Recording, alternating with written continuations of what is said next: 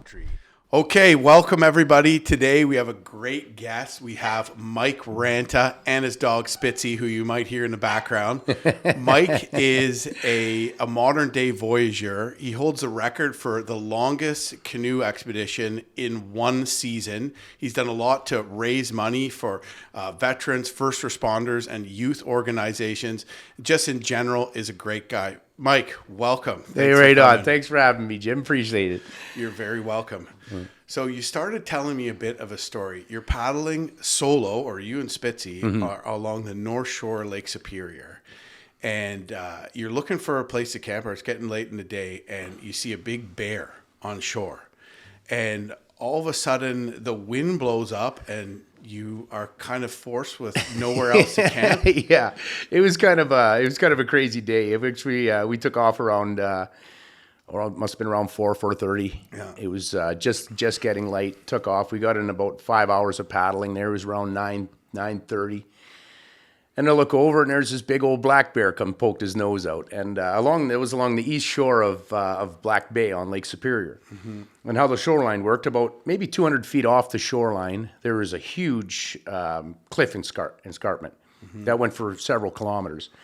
So we see this bear, and you got about a 200-yard buffer in between that and the cliff. And so we were laughing at the bear and making fun of him, and took off down the way. And then we got about maybe 2 kilometers. And I know the bear was heading the same way we were, just by the way he was walking and moving along before we'd seen him.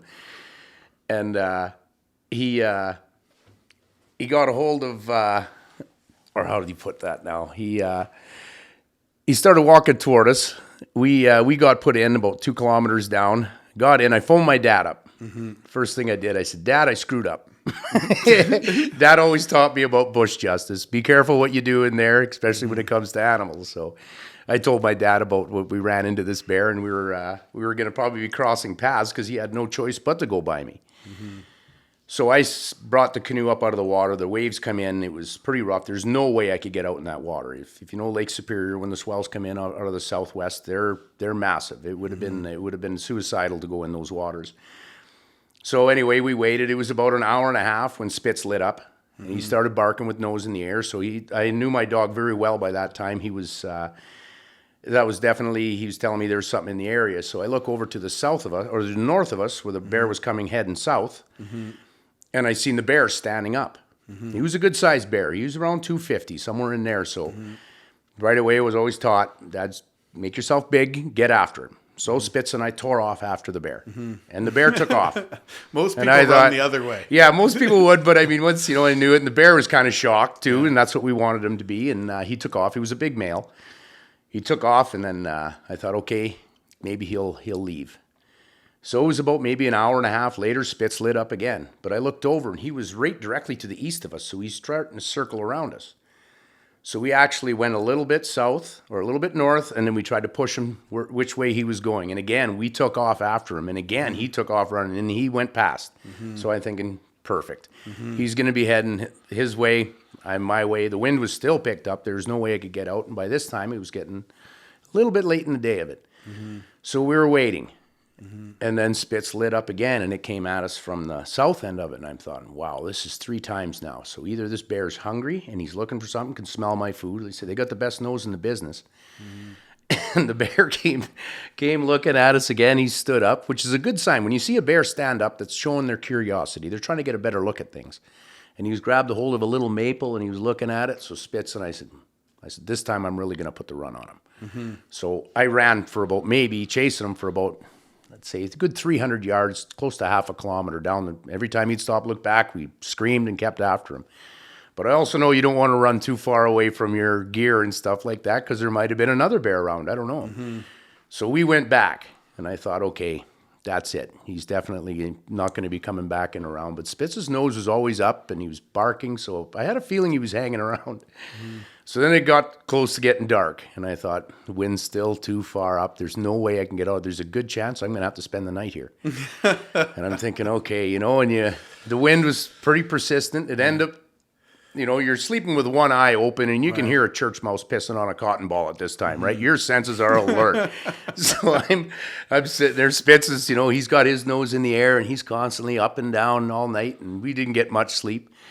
And then finally the light broke, and then the wind stopped. And I thought, okay, here's our chance. So I got up and unzipped the tent to let Spitz out, and not 10 feet away from the tent was a great big pile of bear dung.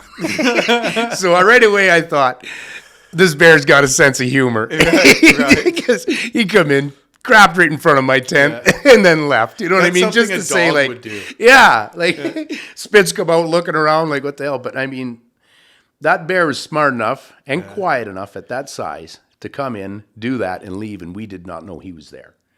So that was kind of unsettling a little bit, but at the same time, I just thought, this bear's got a sense of humor. Because that's what I would have done. No kidding. So yeah, that was it was a unique experience, but it was at the same time, we're in their backyard. Yeah. So it was just kind of the sense I got of all that was like him saying, hey, I could have had you if I wanted you. Right. So. Right. Yeah, that reminds me. We used to have a dog that whenever he was in trouble, he'd get like banished to the basement or put outside or whatever, and he'd like poo there because just to get us back. Yeah. Because he knew that we had to go clean it up. He's like, you tell me what to do. I'm just gonna crap right here on the floor.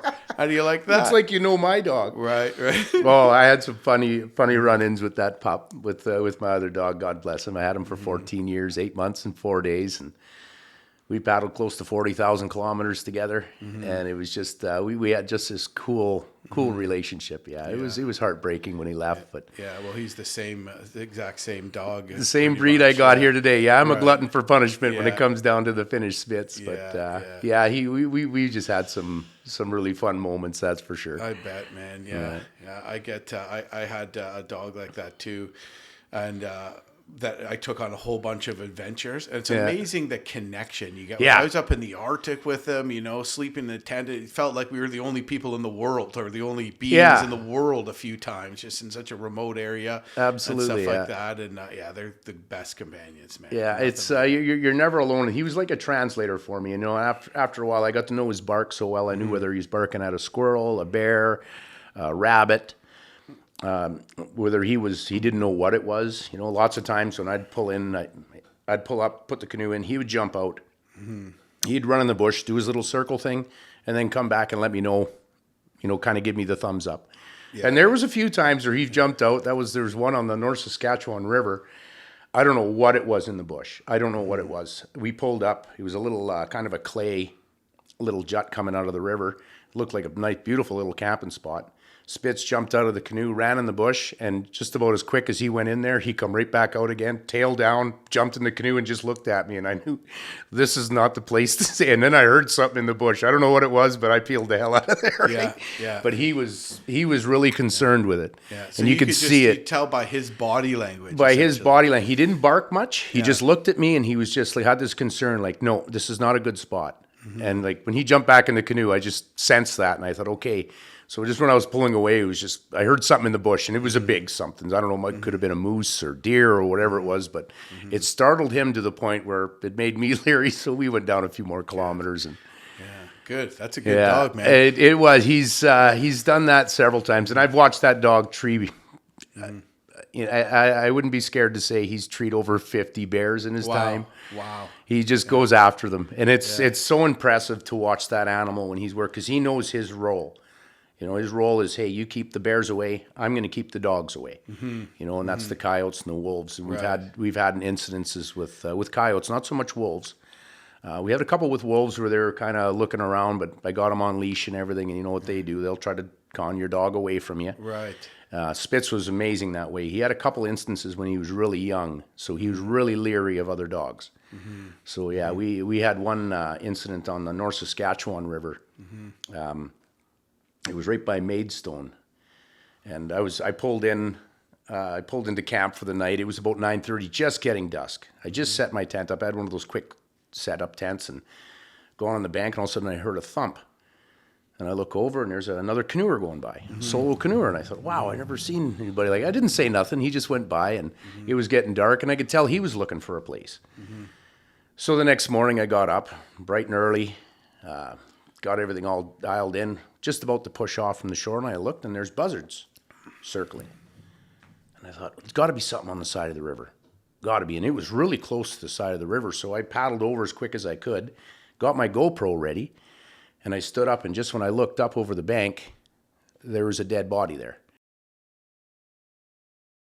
This is Jim Baird Adventurer's Windbound Campfire Pilsner. It's made with just a little bit of smoked malted barley. It's not very strong. You can kind of tell afterwards that it's got a little smoky flavor, and it's a very crisp, drinkable Pilsner. I called it Windbound because as somebody who paddles on sometimes large bodies of water, and for all of you that boat, you know, sometimes when the winds are too intense, you got to post up on shore and wait out the wind. And I thought that would be a good time to have yourself a beer. It's available to Ontario residents online. You can check out the link in my description here, or you can pick some up at Muskoka Brewery's Tap House in Bracebridge, Ontario. And hopefully as time goes by, it will be more widely available.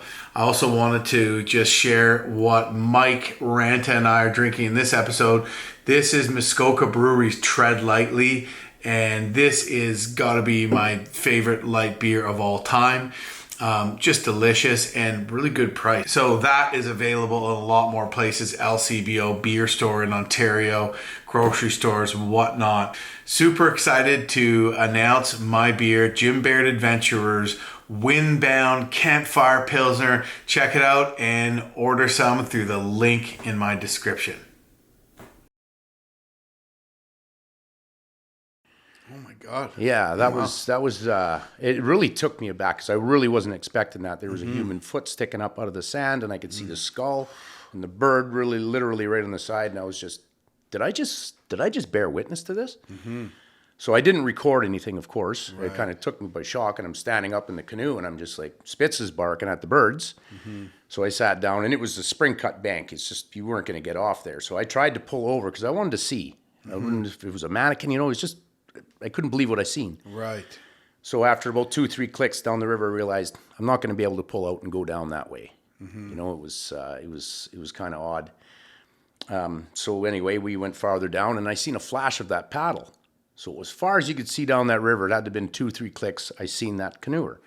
So I picked up the paddle, and I was just giving her. And finally, I got close enough where I hollered, and he turned around, and he said, "Hey, you know," he waited for me. I paddled up, and I said, "How you doing today?" And he says, "Good. Did you see that dead body back there?" And I was like, "You seen it too?" Yeah. And he goes, "Yeah, I was going to go camping, and I was shining my light, and I looked over, and he said, 'There's a dead guy looking at me.'" Wow. And I was like, "Okay, you seen it, I seen it." I had my DeLorme. We couldn't get out with our cell phones, so I texted and said, "Listen, we need somebody to get a hold of the police, meet us at the Peyton Ferry Landing," because you know what was coming up ahead. And police met us down there and everything, and yeah, they ended up finding the guy. And it turned out that he was a young fella that was involved with gangs out of Edmonton. And yeah, it was a sad situation, but at the same time, I'm glad that they did find him, and the family got a little bit of closure out of what was going on. So he was missing then, I guess, for a certain period of time. For a year and a half. Oh wow! So was he actually traveling the river, or No, did he get like? I think he was somebody took put him down, out? and then they threw him in the river, and that was one of the That's one of the common places from what I was understand that the police say that sometimes they get pushed up on the bank there. And, right. So basically he got murdered and stashed in the river, and you took him out there. Yeah. Wow, that's got to be a scary It thing. was but the 2 days or the 2 days prior to that, we were camped on the river, and it was about 2:00 in the morning, and we had a pack of coyotes come on us, and that was probably one of the most. It didn't terrify me; it just made me feel incredibly uneasy when you hear several coyotes literally right around your tent, and they're doing that kayaking, and the hair on the back of your neck just... And of course, they always sound way closer. Oh, than they are were too, like, right? I mean, I could literally hear them ruffling around the tent, and I think they were trying to get Spitzy out. And Spitzy was literally ears down, and he was pissing a little bit in the tent. He was that scared, and I was kind of he sensed my fear. I think is what happened there, because I had it, and I thought I got to shake this off. And I grabbed my frying pan and my flashlight and went out and started banging and hollering and screaming, and then you can hear them take off. But I think they were capitalizing. They sensed my fear and his. Right. So fear is a bad thing to have in the bush, because animals can sense what we're feeling on it. And I think that might have accelerated their predatory instinct, so to speak. But So yeah, we were on edge for all that, and then like I said, it's surprising what a person runs into in life. That's for sure. It really it was one of those moments you just kind of go, wow, you know. Yeah. Did that stick with you a bit? Like, did it take a while to shake? It did for sure. You know, when you bear witness to something like that, you kind of feel compassion for the family and for the people that are other involved. But you know. I actually didn't have an experience like that, but part of the reason why I just went full rip into like bush life and outdoors all the time had to do with a friend who actually, you know, he was a friend of my younger cousin, but we hung out with him a lot and he spent time at my family's camp and stuff like that. And then we lost contact with him. He started getting into some, you know, bad stuff, drugs and stuff like that. And he ended up getting killed, getting stabbed to death. Yeah. It was incredibly shocking and sad. And that sort of, you know, I was younger at the time, and that kind of gave me a push. Like, you know, I was living in Toronto at the time, and I was just like, you know, I don't want to be around this kind of, you know, like this isn't cool. Like, not that I was ever into that sort of lifestyle, but definitely gave me a push to just like get out into the bush and get back with the things that really matter. You know, I think that's why we're having such a big issue with it nowadays, especially with the mental issues. We're not getting our kids involved with nature enough. There's an honest silence in the bush. You know, where you put yourself in there. You know, and you know what we do. When you're out there by yourself and you're doing what you do, you have to be incredibly honest with yourself and with the elements around you. If not, they'll eat you up. You know, and it's okay to be scared. It's okay to adapt to your fear of things. You know, you should challenge yourself a little bit. And I believe in scaring the life out of myself at least once a month. You know, to make me really feel like I'm living, right? Dick Prenicky said, little fear is good for a man. And that goes for everybody. It does, you know, and it creates a respect. And then once you have that, once you learn it in there, then you realize that the bush is... It's a very friendly place too. There's a yin to the yang. Yes, and you know, there absolutely is. I know where you're coming from there, but and you know, as we're telling these stories. You know, you're somebody that has traveled in insane distances. You know, arguably as many as anybody alive today. By canoe, and these are just the little bits of things that have happened to you over an enormous amount of time. And you know, at the end of the day, you were totally fine, and this huge bear, you're forced to camp where the bear is, and it literally played a joke on you. Yeah, you know, and so I think that's kind of the fear with people that haven't had a lot of bush time. Yeah, once you spend a lot of time in the bush, you're like, well, I haven't been eating yet, so it probably ain't going to happen tomorrow or the next day, right? Yeah, and you have these days or days on end where literally nothing happens. You know, you go and you got these beautiful sunny days and you're out paddling and you're just enjoying everything, and that's what just makes it all worthwhile of things. But people hear the action-packed bear story. Yeah, then you know, and then there's sometimes you get put into situations that you got really zero control over. Another time for me was on Tobin Lake, and I got out into the main part of the lake, and all of a sudden this storm came in from the north, and you can hear it rumbling, and then the winds picked up. And I realized I'm not in a good spot here. The shoreline's horrible. It was all flooded. So, I mean, I'm going around, and finally I had to get off the water. It was just in this tag alder swamp. I pull in, mosquitoes like you never seen. I'm just pulling in, and I'm thinking, where am I going to make a camp? So I figured there's this little knob down there. So I figured I'm going to go in there, start sawing away, underground hornet's nest. I mean, there's these yellow jackets. I get stung in the face. I swell up like a balloon, so I'm losing it. Like Spitz is just sitting in the canoe going, what the hell's that doing?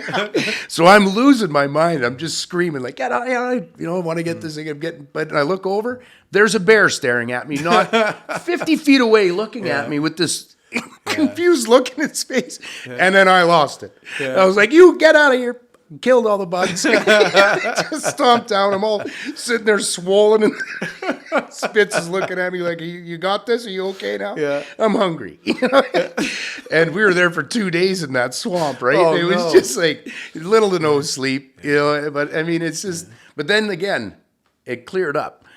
We had one of the most beautiful paddles after that, you know. So and I find that when you're put into those situations, it's frustrating at the time, but I also know now that there's something ahead. It's something to do with Mother Nature. I'm going to punish you a little bit, but there's a reward at the end of it. There's like, I've been in that position where I swear Mother Nature was playing a game of hardships and rewards with me. You know, like you're rewarded with this amazing thing after something so challenging happens. Yeah. Have you had a similar experience as that, where it almost feels like a game? Yeah, and yeah, especially when David Jackson and I were paddling on in 2017 across Lake Winnipeg, and you know that lake, it's just it's 39 feet deep on the best of days. When the winds pick up, it just gets so choppy, so fast. And David and I were literally paddle for 6 hours, down for 2 days. Wow. Paddle for 3-4 hours, down for 5-6 days. And it was just like that the whole way through. Yeah. And I'm getting frustrated because, you know, I like to move. I like to get around things, eh? And David was awesome. He's an amazing endurance paddler. And, you know, we worked our way into it. And then we get to this little place there at Dauphin River, and it was so worth it. You know, I met this father with this young girl. And I was carving these little canoes at the time.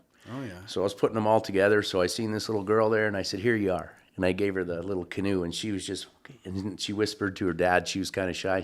And he said, "We'll be right back." Mm-hmm. So it was cool. You know, about a half hour later, she come back, and she gave me a beaded bracelet. Oh, okay. And I looked at him, and I said, "Does it felt like we've done this before?" And he just smiled, and he goes, "Yeah." And it was so cool to see a father teaching her young daughter, like, you know, and it was her that said, "Hey, I want to go back and get a bracelet for him." Right. So there was that, you know, I just felt like I was way back in the day of things at that time. Where were you at this point? That was on Lake Winnipeg on Dauphin River. Okay, yeah. So I've, you know, a lot of people, they think Lake Winnipeg, they think the city of Winnipeg. Yeah. But Lake Winnipeg is one of the largest lakes in the world. It is. And its northern reaches are anything but populated. That is for sure. And if you really want to get an experience for bugs in Canada, it's northern Manitoba. Oh my God! My brother and I got hammered. We went from Leaf Rapids to up to the South Seal. So we went up. So Leaf Rapids up the Barrington River. Oh wow! And then over the Haida Land into the South Seal River. And then the Seal River to the Seal to Hudson Bay. And then we got a boat pickup from there. Yeah. And like my brother's like, I can't do, let's bump the trip up, like, you know, sooner. And so now we're in June, and the bugs were just starting to come out at the beginning. This was like a 25-day trip. And good Lord, did we ever get hammered. Yeah. The black flies, then you got the mosquitoes, you've got the bulldogs there, the horse flies, and you got the deer flies. They call them bulldogs up north, and I see why. Yeah. Man, they're... When I was paddling with Stephen O'Neill, Right Honorable Stephen O'Neill, when we were paddling from Fort McMurray to Yellowknife, he ended up getting out of Fort Resolution. But right down the Athabasca River, that's all you heard was bzz, bzz, bzz, bzz, bzz, bzz, bzz. You know, they were so thick. When you were switching your paddle hands, you were catching them between your fingers. Wow. And it was just like good luck, you know, doing your business in the morning without getting a few black flies. Well, absolutely. You know, and then as soon as that sun would go down, they would kind of disappear, and that's when the mosquitoes would take over, and they'd come in, and it was... They just swap out, It man. was, yeah, it's like it was the incredible. next shift comes in, like they punch their card, and the next one comes in. I could see how that would be a deterrent for people going up there, like, but I mean, at the same time, it's once you get used to it, it's wearing the right clothing, too, is a big thing. You know, getting stuff that they can't get to drill through and always moving. You get immune, too, to the mosquito bites. Yeah. You know, like I've noticed that it doesn't mean that they're not bothering you and they're not all around your face, right? But you stop swelling up, you stop getting itchy. Yeah. Eventually your body will develop an immunity to it. Yes. And I know, you know, being immune to the bugs around here that we have in Ontario, I actually went out west and did a trip in the Rockies, and I was swelling up just because there's a slight difference in, I guess, you know, because the mosquitoes, they shoot a little anticoagulant into you so that your blood doesn't, you know, harden up when they're drinking it, the bastards. You know, and you're right. And so I wasn't immune to that, whatever their little, you know, freaking, you know, their special sauce was. I wasn't immune to that. And I'm no, what the hell's going on? It reminded me of being a kid when I used to swell up, eh? Get that itch that you can't get away from it. You know, and my uncle, you know, we're probably not doing the best job of encouraging people to get into the outdoors at this point. But these things are these occurrences. Like, really, is there an enormous danger from bears? And the answer is no. No. You know what I mean?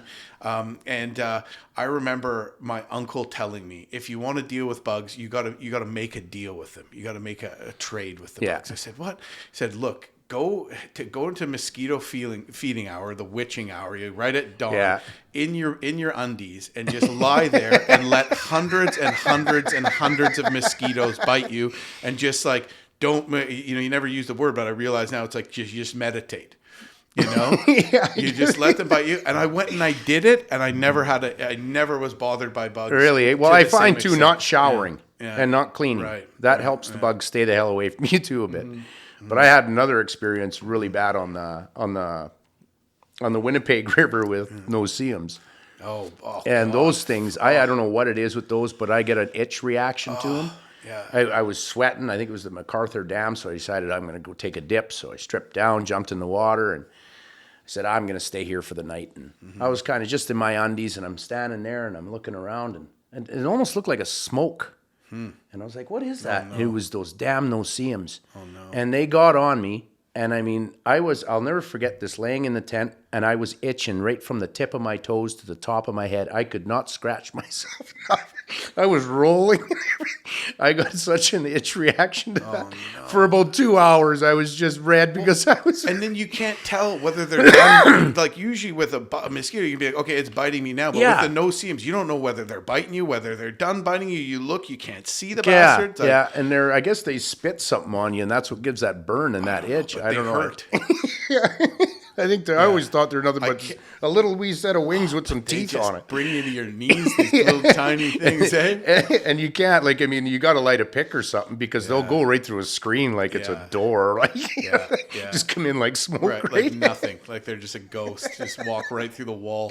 Yeah. Brutal, man. Oh, I still to this day love the smell of a pick. It's just one of those things. Well, my brother and I, we used to sleep in a tree fort, one time for a month straight even. And that's what we used to burn in there because, of course, it'd be full of bugs, right? And so, it's just like a nostalgic, scent. I don't know how great it is to breathe it all in, but I'm still here. That's just it. I don't know. If we could somehow make it into some kind of aromatic thing, I would have that burning in the house all the time, right? Oh, they're good, man.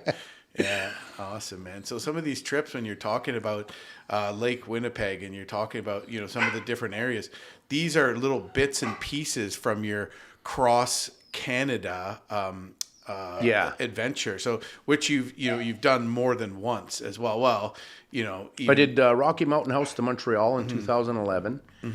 2014 was Vancouver to Tatamagouche, Nova Scotia. That was 214 days.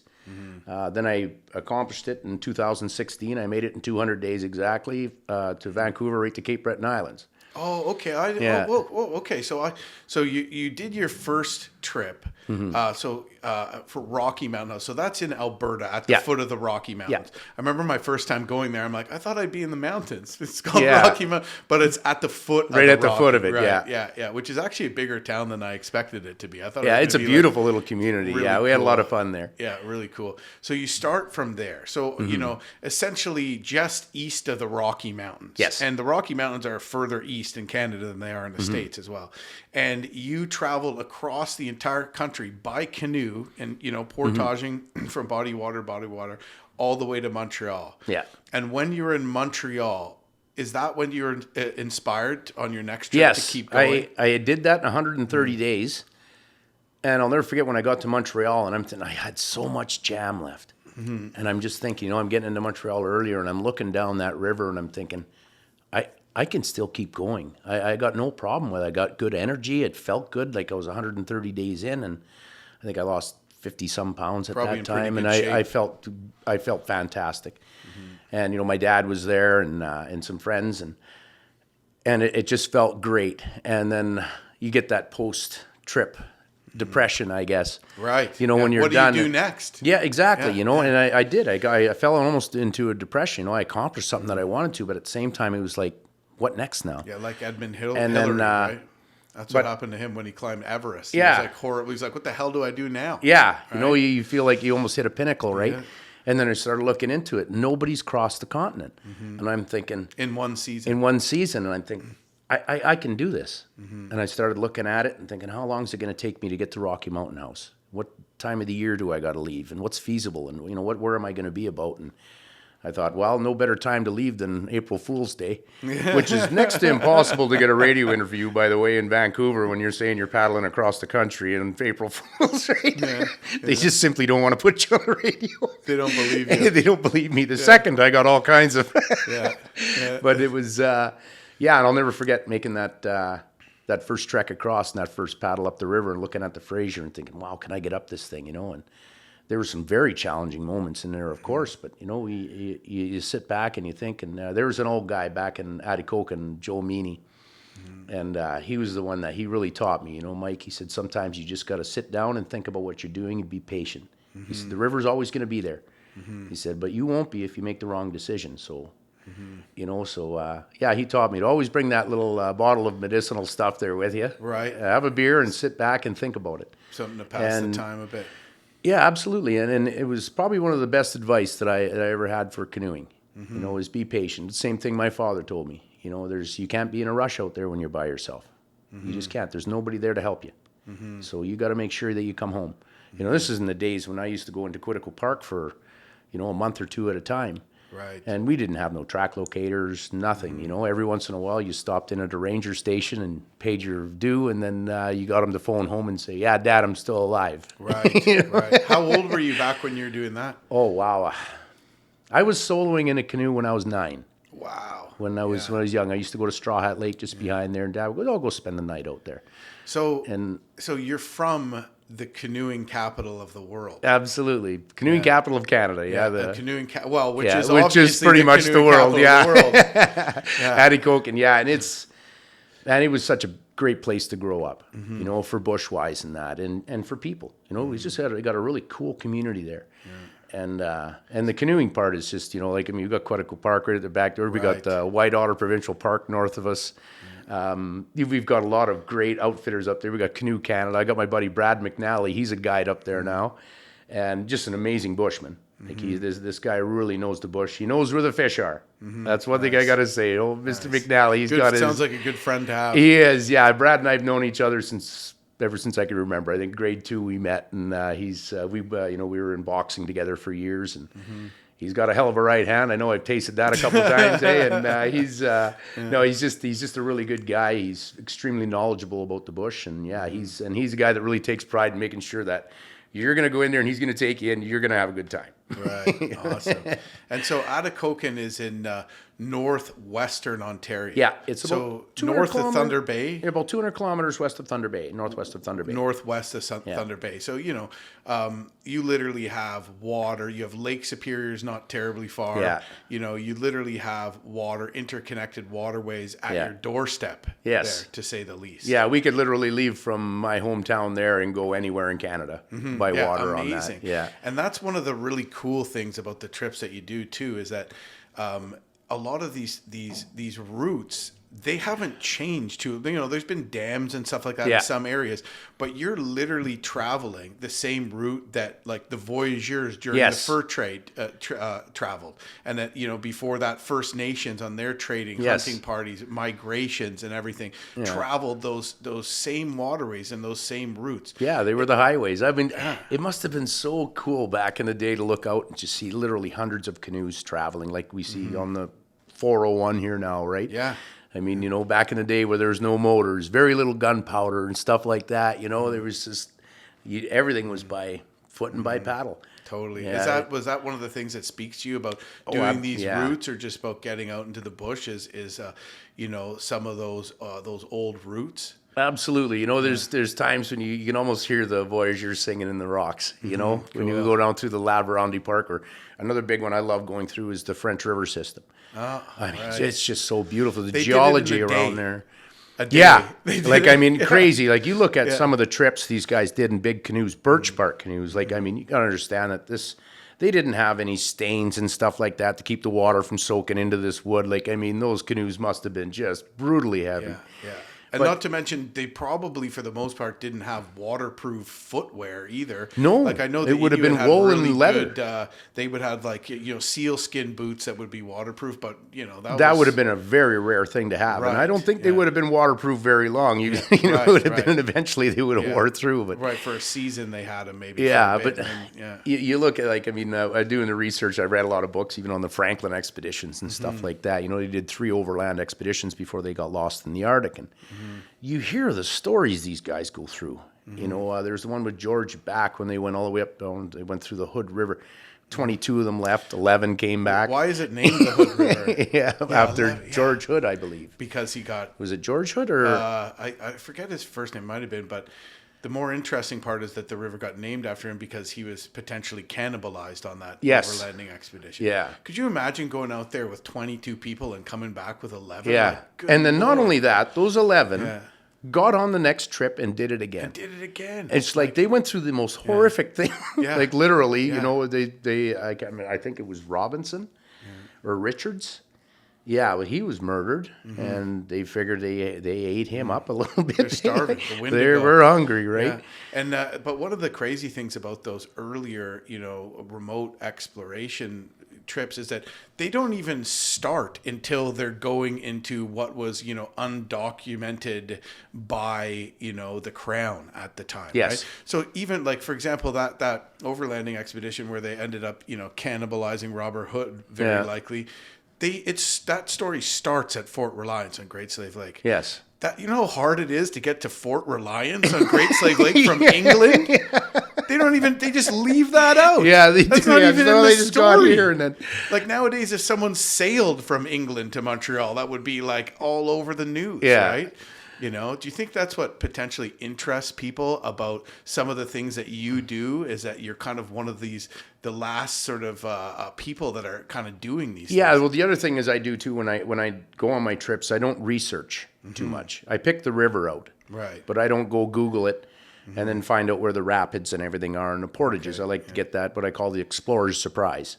You go up there with little to no knowledge. There's a river there, but you got to go up and figure it out. So beyond your topographic maps. Yeah. Yeah. So you carry what, 1 to 250,000s, or do you have 1 to 50s? 1 to 50s, a lot of it, if I can. A little bit more detailed and things, but I've used just those backcountry books. Laminate them and take that. You just kind of follow the river, and you're going up and you see different creeks, and you look at your topographicals and you see your hills and stuff like that. So I've got a really good sense of where I am, and I've done an extensive amount of night paddling, and I've done that through Quetico Park too. And it's a very difficult park to go through. It's very rough in a lot of places. So when you can master that going through there at night, you could pretty much master just about anywhere. So except for Lake Superior. I don't recommend paddling at night on Lake Superior. That was the very first thing I did, and I regretted it pretty quick. No kidding. I left the Thunder Bay Harbor thinking, I'm going to go out. I've never paddled on Lake Superior before. This was in 2011, so I figured I'm going to paddle out through the breakwaters where the lake's going to be calmer because there's no wind. But the swells were coming in, and, it was dark. I had a decent moon, and then a rogue wave, I don't know if it came off one of the ocean liners or whatever, come ripping down and just about threw me in the water. Wow. And I was like, okay, the heck with this. Threw the headlight on, got off the water, and stayed there until light, and then took off from there. But the Lake Superior, by hands down, my favorite paddle of the whole trip. It was just, it's such a. The lake grabs you spiritually when you're onto it. Yeah. And she'll whisper, and she's good, but at the same time, she'll put you over your knee pretty damn quick if you're not going to pay attention to her, right? Yeah. Oh man. But the beauty of that. Of it was just and just incredible. The watercolor, and the cliffs, and the fishing, everything is just incredible. It's also the last part of all the Great Lakes that's still wild too, especially when you get through on the Puckasaw coast. Yeah, like I was really, I thought I'd be seeing a lot more people on Lake Superior, because it's such a beautiful water. But I can understand too, you don't want to go in there on a beginner's level, especially around Puckasquaw and those places like that. You really want to know your canoeing. You want to have at least an intermediate to an advanced level on something like that. But there's places on Lake Superior you can still go on to. Right. But it's, just be careful with it. You got to be careful. I don't have, it must be cool to have the experience with like literally paddling the full thing from, I guess, essentially Grand Portage to Sault Ste. Marie. Yeah. Would have been your, so like, No, I never went through the Grand Portage. I had a little bit too much fun when I was younger there, and the United States government don't particularly like me. Well, I mean, but I've got out from Thunder Bay, from the Kaministiquia rivers. Right?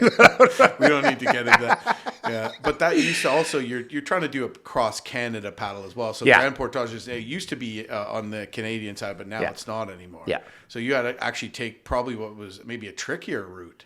Yeah, it was. We went through Whitefish Lake and then walked around it and then put back into the Cam River at, that would have been right at the Stanley Hotel there. Stopped in, got a Stanley burger, and then we headed on from that. I think it was about a 37-kilometer portage, somewhere in there. It was a full-day portage anyway. Wow.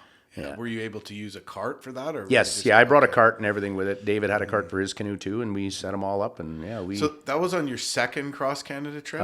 Third. Okay.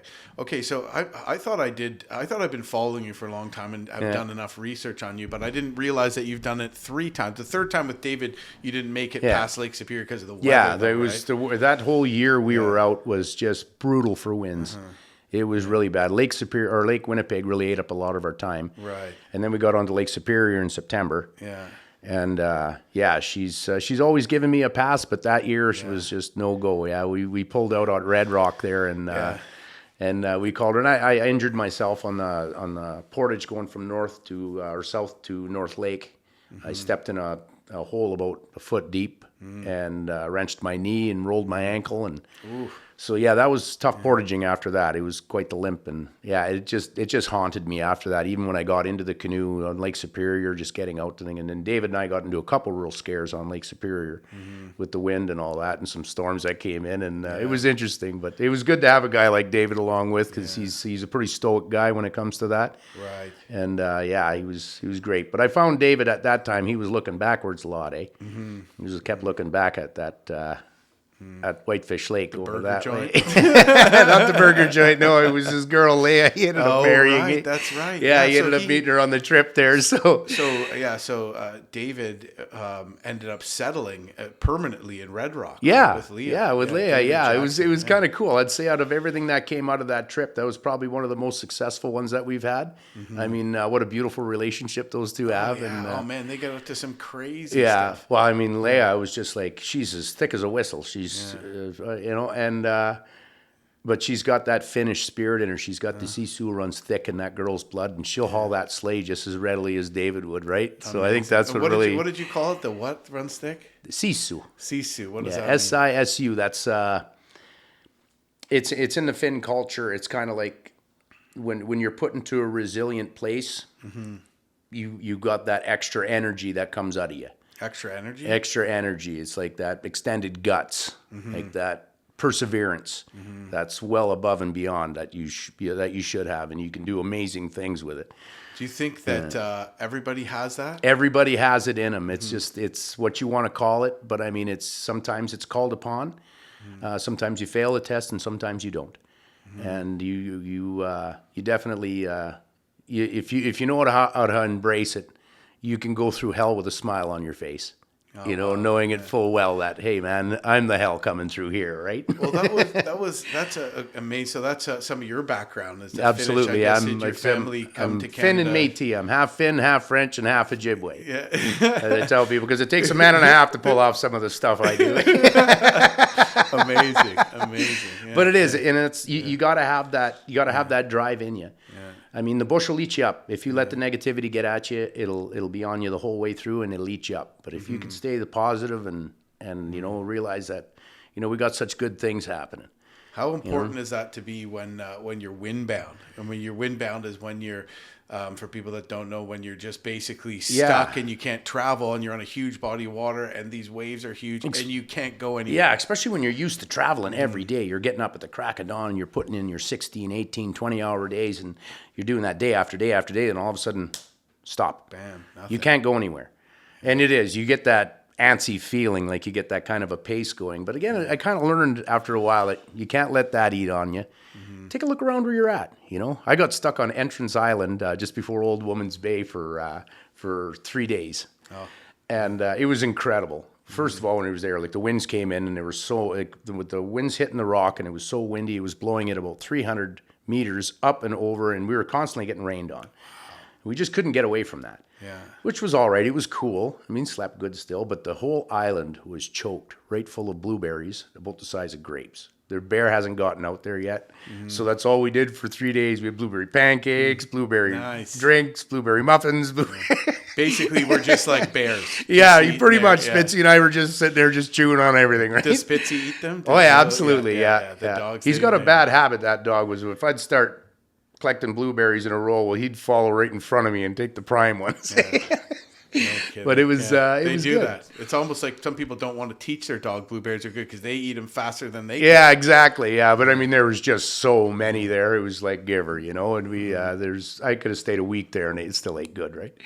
Amazing. Yeah. So, and that was the trip that you were doing to raise money for a youth group in Auditory.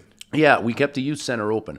Yeah, they were in threat of being closed down, and we had a hard time getting government support from it. You know, being a small town, and we're surrounded with a lot of city centers around us, so you know they get the majority of the pie, so to speak, because they're going to get in touch with more kids. And truthfully, city kids need a lot more help during that than a small town, but we still needed that. So I decided I was going to paddle from Rocky Mountain House to Montreal, and Bobby Davidson, my old boxing coach, and just one hell of a good man, you know, in Auditory. He's always somebody the kids could always turn to, and he understood life's trials and tribulations. And so he convinced me. He said, Mike, let's do this for the youth center. He said, because we started our own boxing club up when we were younger and all. And I said, absolutely. Nice. And I said, let's see if we can pull this off. So I gave myself 180 days, 6 months to do it, and I ended up pulling it off in 130. Wow. So it was really cool to show the kids that you can do anything. Set your mind to it. Be honest and strong and true, and you can get through anything in life. We've got a pretty amazing country here. From what we have, there's a lot of opportunity if you take it. But you got to go get it. You have to go get it. Nobody's going to paddle my canoe for me. You got to be able to be the one to stand up on it and take care of the reins and just get after it. And don't worry about failing. I had no idea how to paddle on a big river. Yeah. I hopped in the river at Rocky Mountain House there, the North Saskatchewan, and I mean I was like a babe in the woods when I got on that thing with But eventually you just learn so much power and fast, and it's intimidating. And but you just got after it. And eventually, you got used to that part. Then you get to big lakes like Tobin Lake like that, and you realize, wow, I've never paddled on a lake this size. Or you get into Lake Winnipeg, and it's so overwhelmingly huge. And you got to look at this map, and you got to go right from one end to the other, and it's hundreds of kilometers, and you're putting in maybe 30, 40 a day, depending. On a good day, if I put in an 18-hour day, I can get about 60 kilometers. That's a long day. That is a long day, and I cook and eat right in my canoe. Long. And that's on flat water too. That is. If I can get a little wind behind me, all the power to it. But you got to be careful how much gets behind you too, right? It gets a little too intense. No, like I've done some long days on river travel. Done like 100 kilometers and stuff like that on a couple occasions. But that's nothing compared to when you have current. After you're paddling in current and you get to flat water, it almost feels like someone's dragging you backwards because you get so used to that. Well, nice I was doing about, I think I averaged around 60 kilometers a day when I was on Lake Winnipeg, and I went down, cut through the middle, and got onto the east side, and then I hit the Winnipeg River, and I was going up that, and I was lucky if I was getting 7 kilometers a day. Oh man! So it just knocked you right back as you're paddling in some of those currents, and they're just pushing on and you're stroking along to it, and you're 50, 60 strokes, and you're still seeing that same branch in the side of the river. And you're going upriver. And you're going upriver, so everything's against you on a day. But what a sense of accomplishment when you get over and done it, right? And you get onto Lake of the Woods. What was the hardest part of that cross Canada adventure? It would have been the Winnipeg River. Yeah. In 2014, we had super bad floods. It was the highest since 1929. When I first got onto the river, I was right at the very first dam at Pine Falls. The Ontario Hydro guys came up to me and said, "Where are you going?" And I said, "I'm going to Lake of the Woods. I'm paddling across Canada." And he says, "Well, I'm sorry, but you're not getting any farther than this." Yeah, wow. And I said, "Why is that?" And he said, "We just got the call. We're opening up all 7 dams on the river. They got a lot of rain up in northwestern or up in Lake of the Wood area, and we got to dump it." Wow. So I'm saying, you're saying all dams are open. First time in the history on the river. Wow. They opened all dams up. So I had one hell of a So chore ahead of me. You just I kept did going. Yeah, I did. In 2011, I did it in 9 days. And 2014, it took me 2 weeks. Wow. But I was literally going up the river. So almost double. Yeah, it was like there was places where normally I would be able to scoot paddle right on the side and just, moving back slow. eddies and stuff, right? Yeah, and there was a lot of it where it was flooded. It helped me out a lot in some ways, but most of the time you're fighting that current. And then you had these dam slams coming down, and I go out caught in 2 of them, where you got this huge flotilla of wood that just come down, and it tears the shoreline and everything apart. I got really lucky on one where I come into an eddy, and I could hear this crunching, and I was like, what the heck? And there was a lot of water going through the woods. So I thought, instead of going around the point of it, I'm just going to walk right straight through the woods. I could see a line. It was about 100 yards. And what happened when I was going through the woods, a dam slam hit that point and just tore that thing all to shit. Wow. I was like, holy. So a dam slam is basically a moving log jam. Yeah. Wow. Yeah, and they'll, like I say, they call them dam slams because back in the day they used to hit the dams and sometimes cause damage because there's so much weight behind them. Right. And they was tearing the trees right up, and I was just like, wow, am I ever glad I made that decision on that, right? And I seen another one go by a couple days later, and then, with the flooding at that time, there was gas cans and picnic tables and boats and furniture, everything that you could think of around a camp, those big cable spools and everything going down the river, right? So Wild. yeah, it was pretty incredible. And then getting up some parts of the river, I would literally have to wade. So I had about a 30-foot bow rope. Dog would be in the canoe. I'd have to walk myself up the river, tie the canoe off, walk myself grabbing branches up the river, tie myself off, and then take the canoe. And I only tied it onto a small twig, so I'd be able to break it off. Right. And then pull it toward me, tie it off again, and then I would go up again. And this is just something that you kind of had to figure out along the way. Yeah, and I did that. I had to do that for about 7 kilometers in one spot. And there was, at one time I got in, and I got up, and just when I broke off the canoe, the one I was tied to broke. So I lost like a half a kilometer. I went down that river again. Man. 2 hours later, I'm looking at, that's the branch I just tied off to. But Just don't even look at it. Don't even look at it. Just keep going, right? Yeah, So you're passing over all these old things that you just worked your ass to get over across. What a mission. I remember you telling me too that it was the beginning, when you started this, the longest canoe trip on record in one season. And I remember you telling me that the first paddle was in some sense, the hardest mentally, I guess. Yeah, it was just getting that first step out, and putting that first day in and seeing how you're feeling and everything. And for me, it was like I was nervous because I'm thinking, how am I going to get through this?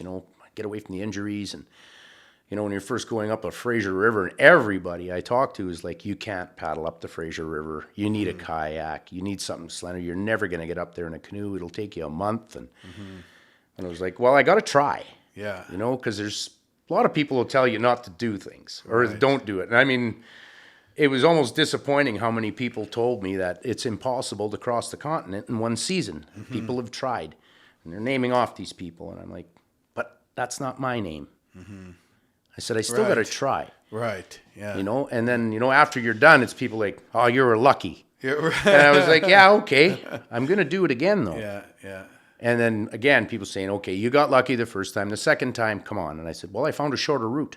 So you did it, right? Smart. Yeah. And you did it the first time you made it. And then the second time you actually crossed over to Cape Breton Island and continued to the tip of Cape Breton Island. Cape Breton, and I ended my trip at the Dominion Beach at the Legion 175. Huge shout out to Mr. McNeil. He was one of the veterans that were there to meet me.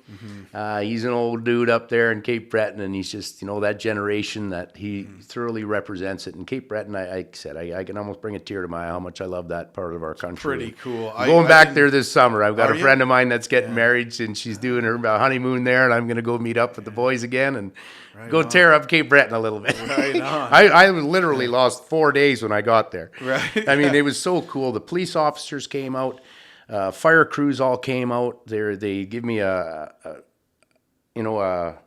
escort right up to the Legion, and the people that came out there was just what a heartwarming place. Yeah. And then I had Mrs. McCauley's cabbage rolls. She made me a batch, and I mean that was really one of the true reasons why I wanted to paddle across the country. I stroked that paddle a little extra when I got on that island because I really wanted to get a bowl of them cabbage rolls. Amazing. Yeah, and it's just the Acadian culture too. It is, and there was so much of a part of our, in World War II, it was the East Coast boys and the Newfoundland, and I mean everybody across Canada that really put in, but it was. The East Coast has got such a military background to it, right? And the people there, they're just, like I said, I smile every time I think of them. Everywhere I went across, the Acadians, man, I still don't understand sometimes what they're saying, but you got to pick the bones out of what they're saying sometimes, especially when you sit down and have a few beers with them. My good God, when the music starts playing, there's no radio, there's no stereo. Everybody's got a guitar or a harmonica or a ice cream pail, and I'll tell you, the music those people put together on the East Coast like that, man, it's incredible. It's better than any concert I've ever been to. It must be cool to sort of travel across such a large area and go through towns and then go through areas that are totally wild. And then just kind of see these different cultures. I remember one time I biked from, just near Toronto to Belleville. Yeah. And, the area that tons of people drive on, this main 401 highway again and again. But just seeing the farm fields and stopping at these little corner stores and taking the kind of the side road. Yeah. Just the way that you see the land is so different. It is. And the people along with it. You get treated a little bit different when you paddle into a community, and they're just like, wow, how'd you get here? Yeah. Especially the First Nations. I can't say enough about how well treated I was every time I went into a First Nations community. I always went out of there filled right up. Yeah. The mothers of the community are so motherly. They want to make sure you're okay. And every time I got to another community, they already knew I was coming. Yeah. And I called it like the moccasin telegraph kind of a deal. And cool. I mean, just that. I can understand why, people wonder why, how come Canadians are so welcoming? How come they're so polite? That was one thing that we did appropriate off our First Nations. And that's recorded many times over the history of when voyageurs would come into it, and how well they were treated by First Nations. And it's... So that's a culture that has brought from the First Nations. Absolutely. That's amazing. It is. That's how we got to that. Yeah. And that's why, when I paddle, it's for First Nations, for first responders, for veterans. These are the people, in my opinion, that made such an amazingly positive contribution to being a Canadian. It's why we are known for today. You can go anywhere in the world with that Canadian flag and you're respected, and people love it, and they got questions, and, they want to say, hey, can you... are you really as polite as you are? Kind of, we are. It's nicer on average. Some people would say. Yeah, absolutely. Because I talk to a lot of people that come from all over the world in Killarney. And they always ask, why are you always so polite? And you always say sorry about things. And I said, sorry about saying sorry so much. True. Yeah, I said it's just it's a great way to comfort people and show them that, hey, you got a place here too. Right. And I think everybody does in Canada. We just have that diversity. And, I've met every ethnical, religious background that you can run into, and it's all the same thing. And everybody wants the same thing. Good things for friends and family. You want to see people do well. What a kind of unifying way to sort of see the country is paddling these traditional routes and meeting these people. And I hear, when you're out there paddling these waterways, we all know that the canoe is something that First Nations people have had for thousands of years, long before they, first contact and all that. And, I think that you can't, even if you never read anything about Indigenous culture, anything, you eventually learn some of those same skills and those same mindsets from just being in the bush in those areas, right? I hear, you have some native blood as well, and you still, you'll leave tobacco when you're talking about when it's wind down. I think that's a very important part of it is showing that gratefulness. And I always think to myself, the gods are always watching. You got the earth, the air, fire, water, Father, Son, Mother, Moon, and great grandmother Nature. And they're always watching. Show your respects, they'll show it back. There's a give and take, but Mother Nature also has a pretty big wooden spoon. She can use that at times too. Right. Yeah. Well, And that's the thing too, when people are like, oh, it's just luck. And of course it's not just luck, but there are certain times when Mother Nature is going to slam the door. Like, for example, the first time when you made it to the Atlantic and you wanted to continue to Cape Breton Island, blizzards, Yeah, it was there. It was kind of like a really hurricane. Like, this is not something that, no matter how talented of an outdoorsman you are, you're not going to be out there paddling in the ocean in a blizzard, or you're going to die. Yes. Yeah. There's there was a fellow I know you've heard of him. Who's the guy there from Winnipeg? The guy that did Paddle to the Starkel. Amazon? Yes, Don Starkel. I met him once. No kidding. He was a very unique person, but the way he paddled, him and I were very different. If somebody said don't go, he would go. Right. He was one of those guys that just loved the challenge. But I mean, then you see how he ended up. When he paddled up to the Arctic, and wow, he's lost some toes and fingers and everything else. And unfortunately, Don passed away a few years back. But that was an avid paddler, bushman that just bowled his way through the bush. If you could get through, go around. If you can't go around, to get through it. Right. But the one thing I do is when I speak with First Nations, it's I listen carefully. You really want to, especially when you're in their neck of the woods. And I've never met one that was going to treat you or put you in a stray way. It's really against their culture on it. You don't do that to people because it'll come back on you. So it's that's what I liked about the honesty of it all out there. It's right. It really does. We had a friend, I won't mention any names, but back when we were in high school, he was doing this big trip up to James Bay, and he ended up stealing a canoe to do the trip. And he ended up almost dying. Him and his girlfriend at the time decided that they were going to nude tan, and ended up getting washed down a class 5 butt naked and lost everything. And they were just hypothermic, walking around in the woods for days. All he found was mosquito netting, and he ended up waving down a float plane that was out looking for him. There's choppers, cop choppers, because a fishing lodge saw their stuff float by and thought they're all dead. Yeah. And apparently he ran up and both arms, both legs, wearing nothing but mosquito netting, hugged the float plane pilot who literally saved their life, right? And that's what, after that, when me and my brother were like, never steal, not even a fishing lure. Yeah. If you steal a fishing lure, then, it's not a good thing. It seems like even though you got away with it, you keep it in the back of your mind.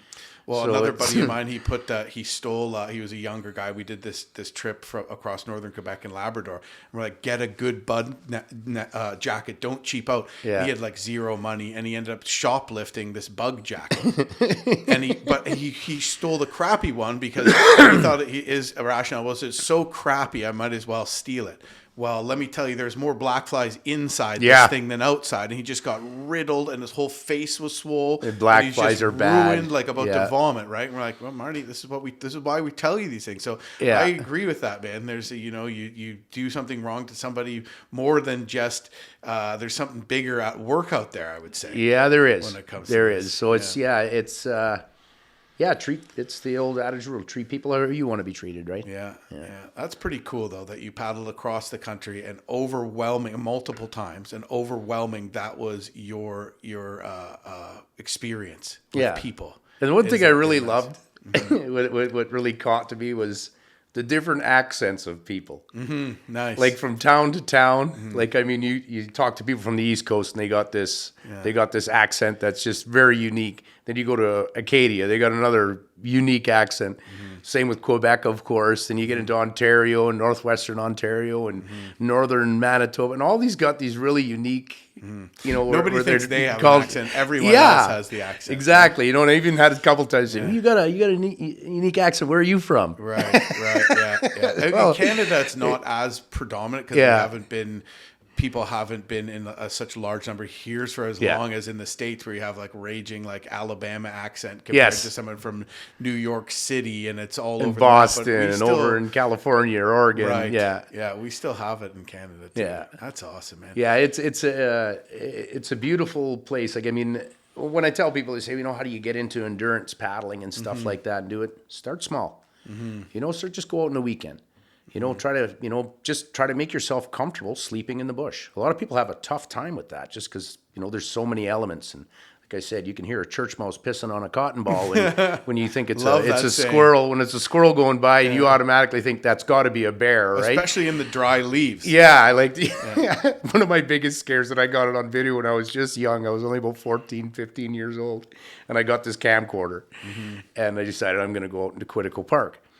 And I'll be damned if a family of otters come on the island, and they were running around, and it's pitch black.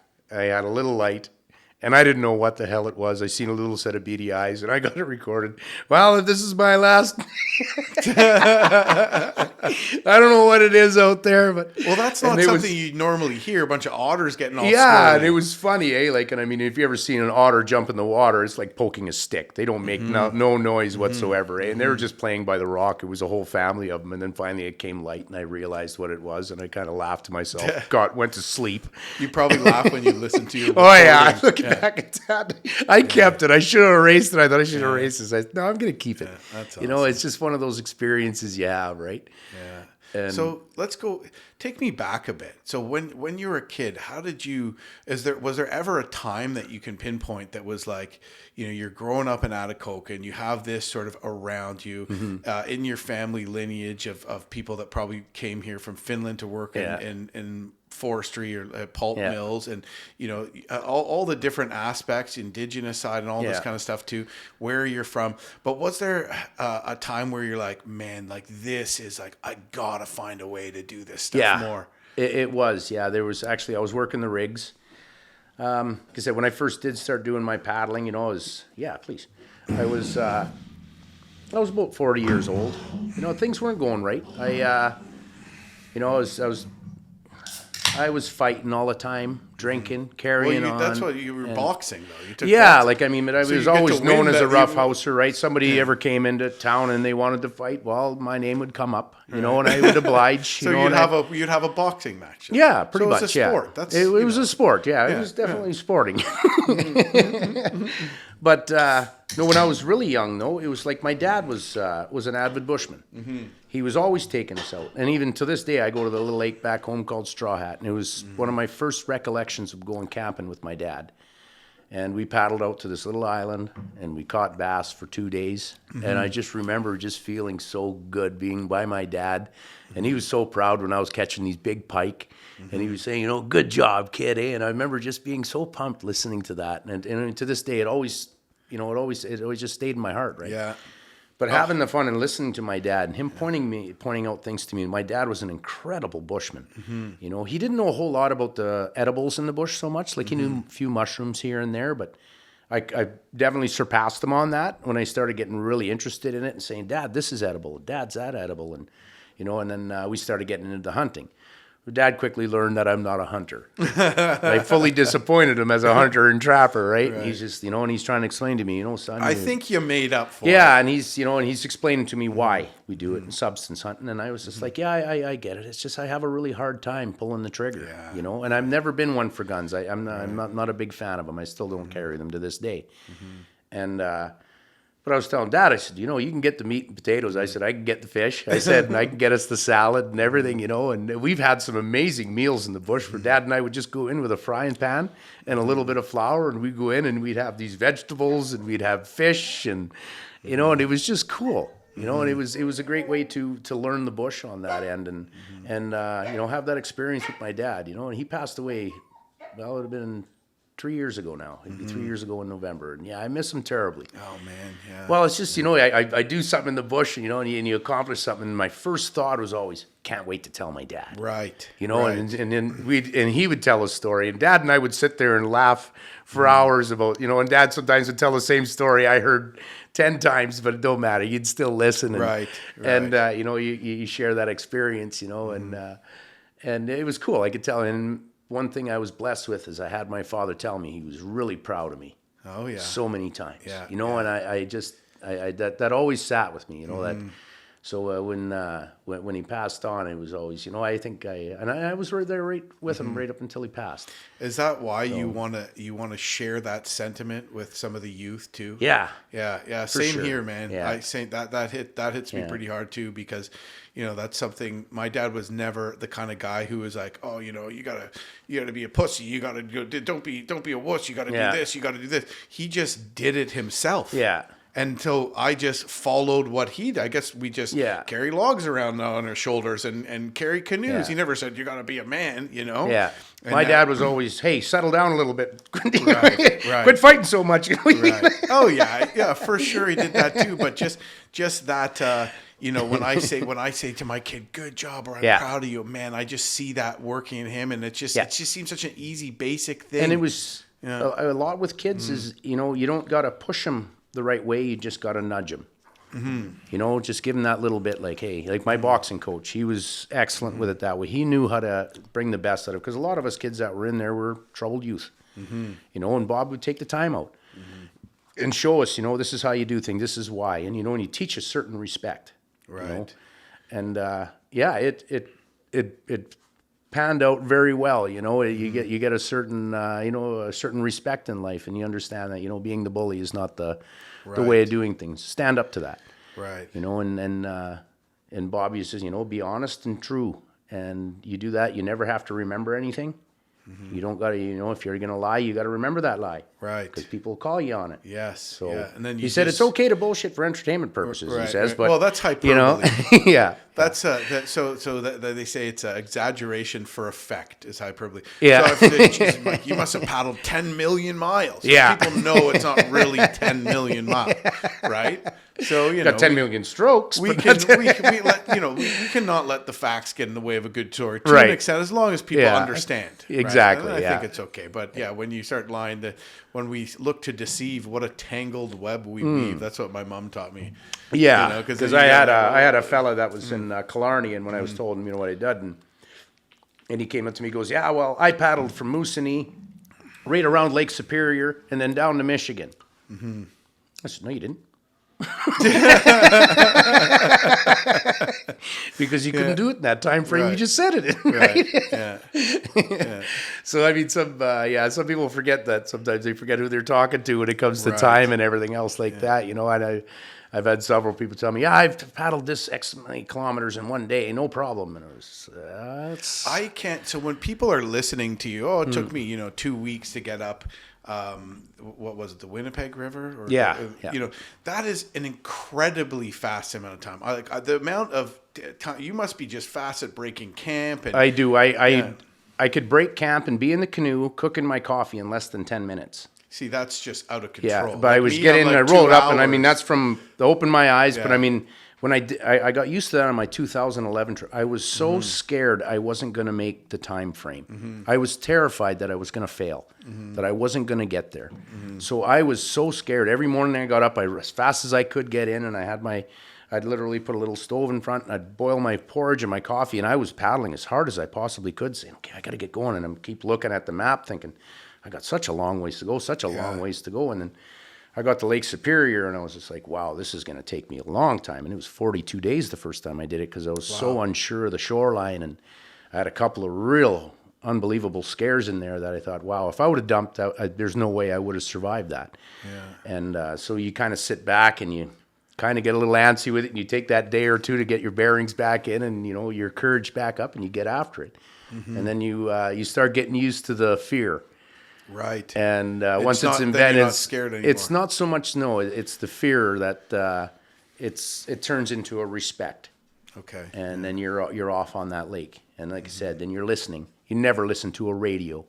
As people, what kind of music you listen to? None. You're listening for that weather all the time. Anything that can come in and at you, right? Because that's your biggest danger on a big lake like that. And unfortunately, there's been a lot of people who go to those lakes, and that's the last they've ever heard of it. And there's been many of voyageur. A lot of people don't realize, but a lot of voyageurs couldn't swim. Yes, that's right. And they didn't have any PFDs or anything like that. They didn't, so they had a hell of an incentive to keep that, and with the tons of stuff they had in a birch bark canoe. Like, you can imagine running, 4 tons of stuff in a 38-foot canoe or 40-foot canoe, and you run it up on a rock. You're ripping that thing open. Yeah. You know, and then what do? You know? Well, that's one of the things that also amazes me about what some of the voyageurs could do is they could build a new canoe. Yes, You know right what there I on mean? the shore. Like That's another David whole Thompson was skill. another guy I followed a lot. Like he was one of my favorite guys out there. And like they'd bust over the mountains, then they'd stop. They'd build a cedar plank Dugout or canoe whatever. dugout, Yeah. and then down the river they would go. Right, I would be just like, wow. Yeah. You know, like and I mean, in a few days they Even would on build this thing. the Fort Reliance when Franklin got to Fort Reliance before he tried to get to the Arctic coast, he good dog Spitzy's here.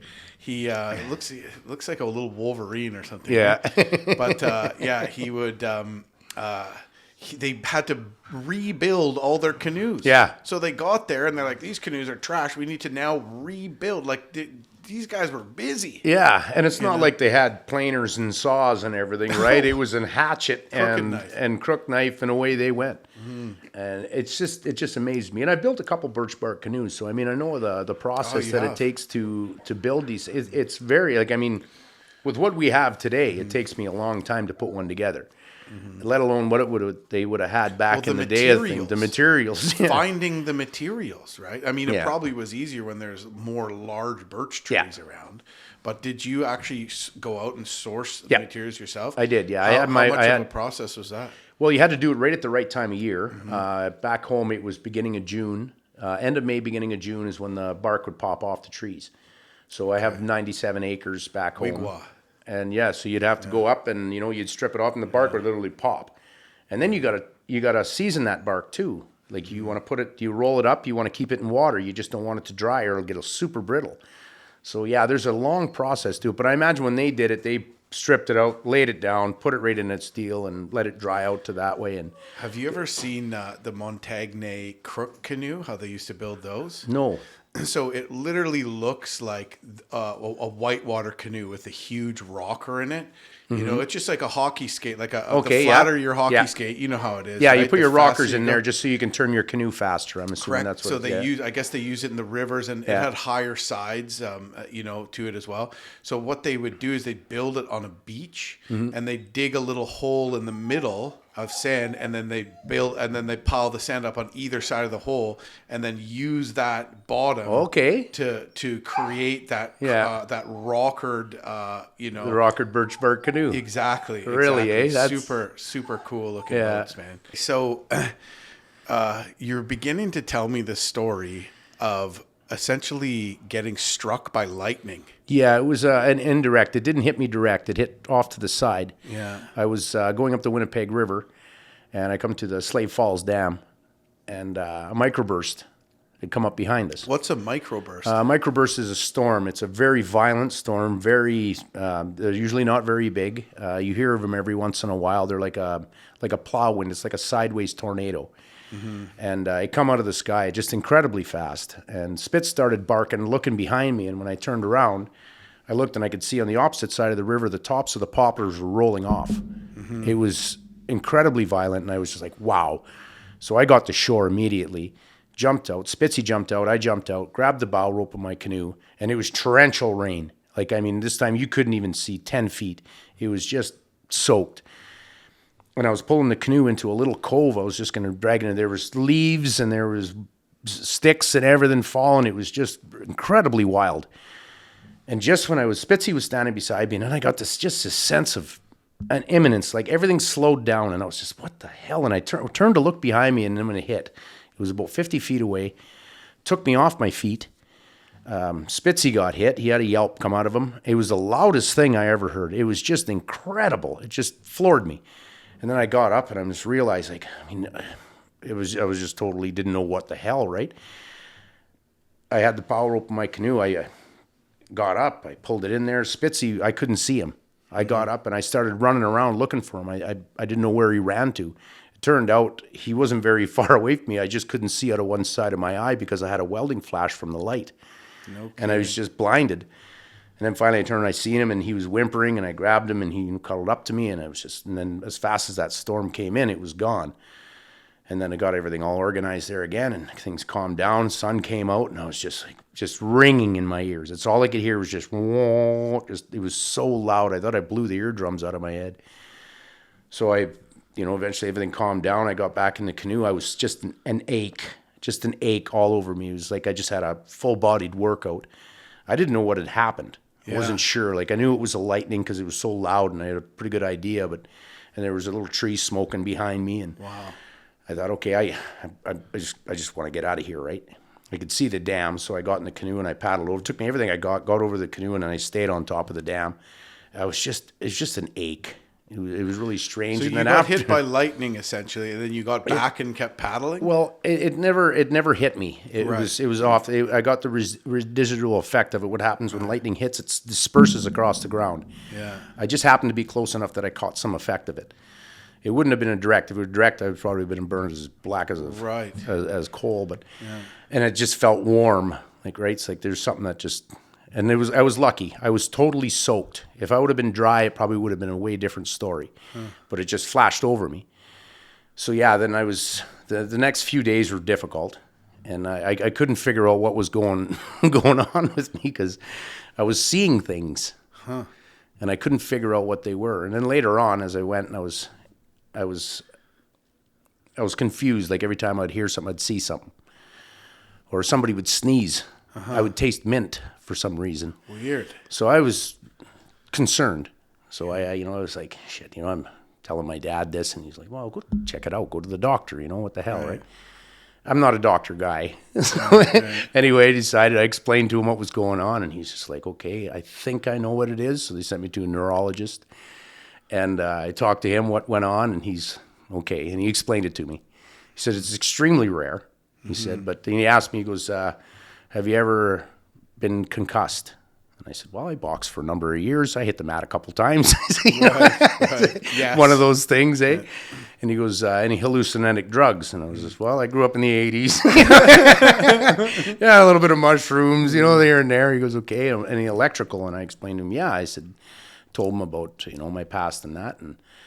And he just kind of smiled, and he goes, well, I think I got an idea. And he just give me a couple tests. And right away he said, yeah, we got an idea. Because when he rung a bell, I seen it in a cone shape. And I followed it with my eyes kind of. And he goes, what did you just see there? And I explained to him. And I was almost embarrassed. Because honestly, I thought maybe I developing some kind of a tumor or something. I shouldn't be seeing things, eh? And he says, you got a classic case of it. And he says, how bad? And I said, well, it's not distracting by any means, because you can lose your license over stuff like that, right? And he said, no, he said, you're just going to perceive things a little different, he said. And, he said you might, synesthesia. Synesthesia? Yeah. Wow. So it was, but that was probably one of the traumatic experience, I guess, a guy could have out there. Wow, man. So but, eventually the hearing came back and all that, and I just, but So this was on your cross Canada trip. Yes, yeah. It was so how many days were you laid up for? About a day and a half, I guess, that really affected me. I kept moving. I got up the next day and kept going, but I was sore. Wow. I just had that ache, you know what I mean? Like, and they say it was from the electrical. It's just kind of shocked your body, and most people, after they get something like that, even if somebody gets shocked by 220 or something like that, they have that ache to them afterwards. And your body, your muscles got tense straight up. We run off electricity ourselves. Right. So essentially, you got struck by lightning. No, you didn't get struck by lightning, but you almost pretty much were very close. It was very close, yeah. Yeah, the closest I've had lightning is out on the middle of the lake, and I had this boat with these aluminum gunnels, and I swear I felt a shock on the gunnel when lightning came close by, like nothing as close as you, but I was like, whoa. Yeah, absolutely. It attracts to the metals and stuff like that, right? Like, I'm lucky I wasn't holding anything metal. But my camera and my flashlight that was on top of the deck in my canoe were fried. Wow. So there was enough that went through. So they stopped working? They stopped working. I still have them. God, wow. But they were fried out. The little flashlight, I had a little mag light that was on top of the deck of the canoe with my GoPro. Yeah. And they both got fried. That's wild. So that was, there was enough of a shock for that anyway, but... Yeah, you just get up, get back at her again. Wow, yeah. And then so it doesn't affect you too much, but you notice. No, I still notice it. Like I said, when I hear somebody sneeze, for some reason I got a mint taste in my mouth. So how can they explain that? How come mint? I don't know. It's like a crossing of wires. That's like I think of the number 6. Could have been a lot worse when I think or see the number 6, I taste strawberries. No kidding. Yeah. Wow. I don't know why, but I do. That sounds not so bad. It's strawberries, not bad, mint. Like it could be, at least it's not like poo. You know what I mean? Like could be a lot worse, man. Yeah, I like strawberries and mint. Yeah. I've never ate shit before, and I don't know what it tastes like. Yeah, but exactly. Yeah, it's just something, it's not something I worry about so much. I mean, it could have been a hell of a lot worse. Yes, It's just something like the doctor said, it's just something you're going to have to just proceed with. It's not life-threatening. It's not, he said it might distract you a little bit. But I find that now I'm starting to use it for thunder. The closer the thunder is, like the sharper the corners on a box that appears to me in. So I'm almost trying to get it so I could judge how far the thing is away by the sharpness. It almost sounds like you have like some sort of special power. Yeah, almost. Yeah. Isn't that how these superhero stories start? I really wish it would work out. But I mean, after that though, too, is especially in my 2014 trips, I got this uncanny ability to paddle for days. I don't seem to get tired. It was when David and I did. We just paddled about 70 hours at one time. David was just like, "Okay, enough." Like, I'm like, "Okay, I could have kept going a little bit more." But I thought, "Okay, we'll rest." But yeah, it was cool, and like having David on the side like that, like it was motivation for me to paddle a little bit more. Like I said, that year in 2017 was just a really windy year, and we really had to buck up. And yeah, it was one of my favorite trips, that one. Yeah. How far did you make it on Superior? I made it to the most northerly point at Gravel Rivers, so just past Comma Point on there. Okay, yeah, and then it was just way too crazy. What time of year was this? It was. I had an injury from when I fell in the north-south portage, so that was haunting me a lot, and so I sat down. I was windbound in this little camp, so I went down to the end of the dock, and I hung my boots over. And I was just trying to find a sign, and I asked, Mother Nature, I said, should I keep going? Like, I mean, this is extremely dangerous areas we're going to be going into. And right out of nowhere, this big wave come up and just soaked me right from the knees down. Right as you were saying that. And I was talking to her. What more do you need? She was just saying, get the hell off my lake right now. Yeah. And I obliged. I got a hold of my dad. He was in Atikokan, and he was a few hours away. And I said, "Dad, you should come pick me up here." And he goes, "Yeah, I figured." He said, "It's getting pretty wild." He said, "And I'm glad you're getting off that lake." Good. Yeah, I feel like sometimes you got to know when to pull the ripcord. And I think a lot of people think they're going to take it like, "Oh, I failed," or "I didn't." I don't. I should have had more skill or something like that. There was that. Like there was that. Damn, I really wanted to do it the third time and get through it and have, a great guy like David in the side there. We can really promote what we're doing and the message we're trying to get across. But yeah, Mother Nature had a little bit of change of plans, and it's only a failure if you don't come back. Right. So there was a sense of disappointment. At the same time, there was a sense of relief. Did you start in Vancouver on that trip as well? No, we started in Bella Coola. Okay. Yeah. And then we walked from Bella Coola to Kinbasket Lake. That was 880 kilometers. Wow. That was our longest portage. That was the longest one to this date that I did. It took us 30 days to get down there. God. And we got into Kinbasket Lake. And it was, we were windswept for 4 days at the end. And then we took off. I think it was more impatience on myself than anything. We got to the lake, and I ended up dumping in the Canoe River. Oh, man. And we got to shore, lit a fire, waited it all out, and then got onto Kinbasket, and we had a beautiful trip from there. And it was...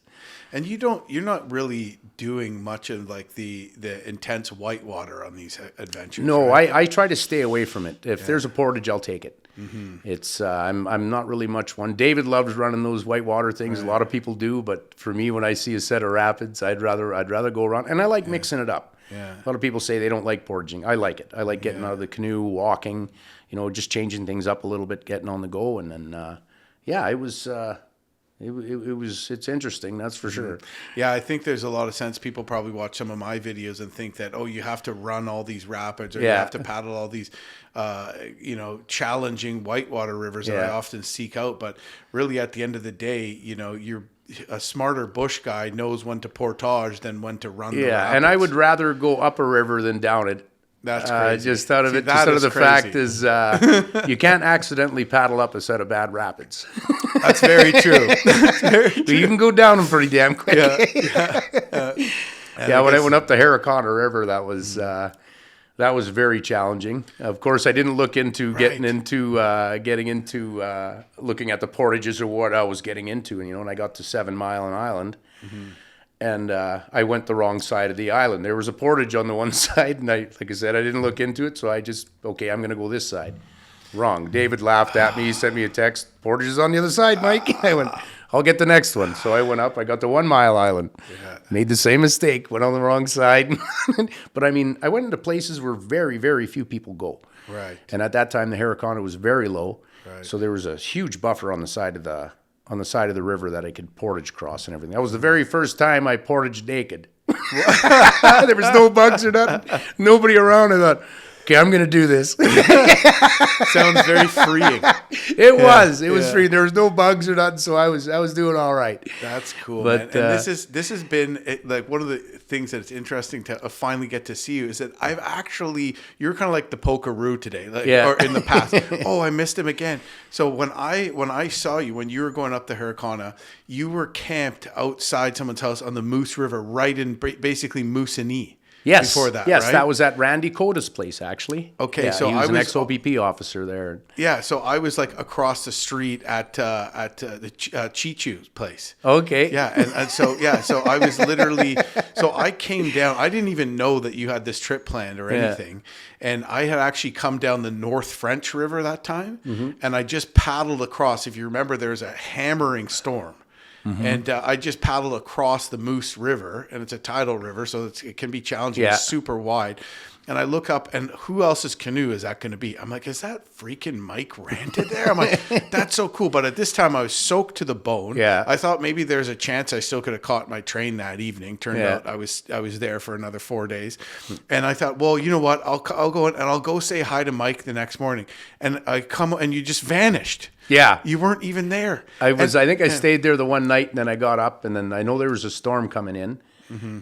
So I got up to the very mouth of the river, just getting into James Bay, and the tides were up and down there then. So I thought, well, I got to wait it out. It was raining and everything, so I set up. And not familiar with tides, so I was very close to getting swamped there, and I was just like, okay. So I got packed up, and then I decided, well, I'm going to go for it. They told me, the guy said it would probably take 2 to 3 days to get to the mouth of the river. Mm-hmm. And I was like, okay, wow, I got to see if I could pull this off quicker than that because I don't want to get caught on James Bay. I heard such horror stories. And these guys are saying, hey, man, when you go down there, you got to stay way back off the, the trees are just going to look like pencil tips out there. You're going to have to go 3-4 clicks out. And they're right. I had to go way the heck out. Luckily, not a breath. The whole bay was like a mirror. Oh, wow. I paddled as hard as I could. 16 hours later, I made it to the mouth of the river. Yeah. And you switch sides, too. You don't J-stroke. I don't J-stroke at all. So what do you do? You do 3 on one, 3 on the other? Depending on your winds and everything, but I'll probably do anywhere from, 3 to 4, switch 3 to 4. Depending, like sometimes you get a little bit of a crosswind, so you're doing 7 on one side, 4 on the other, just to keep your kind of straight. But I was hitting my paddle constantly on the bottom. It was so shallow, far out. I pushed when I came down the Kissaugamy in the Harricanaw estuary, I actually hit a rhythm where I could actually just push with my paddle along the side. And afterwards, I saw this old picture of these voyageurs all poling along those flats. I'm like, well, I probably had the right idea. I thought about that actually, and Randy had mentioned that to me. He said, you might want to thinking about getting a pine pole. He said, just so you can get through those real shallow parts. You get 6 inches of water where your canoe and everything will float. But you just haven't got that enough purchase of the paddler to get in the water to give you a good push, right? Yeah. So I thought about that, and I thought, well, I got a long paddle. I picked up just a cheap one there from the store there, and it was about 7 feet long. It was like just a paddle you throw in the boat kind of a deal. Eh? So it was super long. So I ended up pulling a little bit with that. But then once the tide started coming in, I really got a chance to put onto it. And, I ended up getting there right in the evening. And that's when we met those guys from... what were Alex Trainer from Northern Scavenger. Yeah, they were just coming out. Yeah. And I noticed 2 canoes in the boat there and everything. And one guy recognized me and he said, hey, Mike. And I was like, hey, how you guys doing? I said, what are you doing this for? And he goes, no, big polar bear. Yeah. Big tracks down there. And, we got to get out of here. And when I was talking with the First Nations down there, they told me, if you see a polar bear down in that area, don't get its attention. It's probably sick and very desperate. Right. And a lot of times they'll head south when they're passing, when they get sick. So these guys were showing me the picture. Like, this thing was the size of a dish plate, these tracks. I wasn't too familiar with them, but, I thought, okay, these guys know what they're talking about, eh? So I headed up that river the next day, slept with one eye open, and then took on the river the next day as soon as the tide was coming in. And it was late afternoon. I come around a corner, and I could see it, and I thought it was a moose, big moose, hunched over, eating, just whatever on the side of the bank. And then we got up a little closer, and Spitz barked, and this bear turned around and looked at me, and I've never seen a bear that size in my life in the bush. It was the biggest wild black bear I've ever seen. I would guesstimate the weight anywhere between 600 and 800 pounds. Wow. Absolutely enormous. I never seen one like that. And it ran up that hill like a cub. It just went in, all of a sudden the tag alders were just open and shut. And I could see the size of the tracks, and I knew then that's what those guys probably had roaming around down there. Thank God. Yeah, well, they got back to Moose Factory, and we couldn't meet up because we didn't want to travel because it was that was the early van pandemic. thing. Yeah. And so they got back there and they said, yeah, we got this. We saw these polar bear tracks, so we decided to get a freighter canoe pickup, which is a long way. It's like 80 kilometers, and then 20 more upriver, or something like almost 100 kilometers. Yeah. And what impressed me at the time was that you were already at the Harricanaw estuary. Yeah. I'm like, how fast is this guy paddling?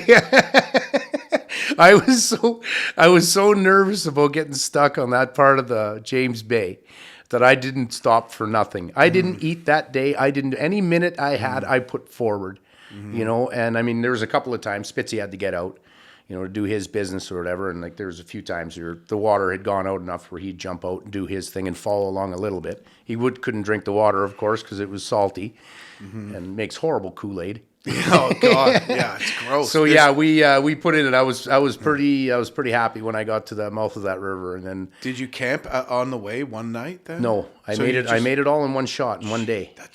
That's unfathomable. That's crazy. It was a lot. I camped at Netatishi Point. So when I came down the Casauga, I went to the Harricanaw estuary.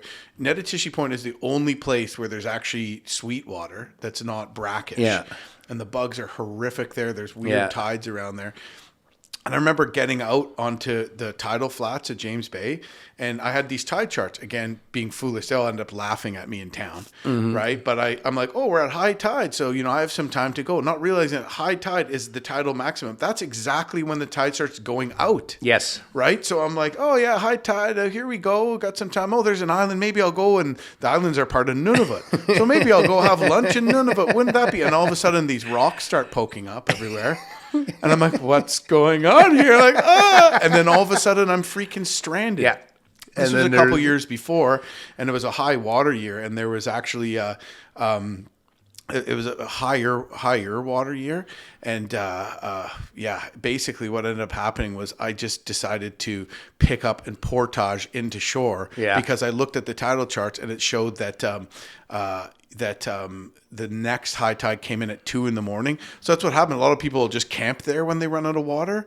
But then imagine the tide rolling in at 2 a.m. And how fast it comes in. Right. Yeah. That's one thing that Randy and them, when they told me, he said, if you get stranded out there, he said, wait. Right. He said, if you start hauling your gear, he said, and that tide comes in, you're not going to get to the rest of your gear. So luckily I had the tide chart, so I know this. So I thought I'd done my last portage. So I end up hauling all my stuff into shore. Where's the high tide line? I didn't even know that. I ended up camping on top of a drift pile that a huge storm knocked in. I was so confused. I tied my canoe to my tent, but I remember seeing a wolf track that was ripping fresh where the wolf had stopped and looked at me. Because I could see the way that it stopped. I could see it was looking directly where I came from. And I put my hand and I kind of felt the wolf print, which is a cool thing to do. And I just remember this wolf thinking like, what the hell is this guy doing out there?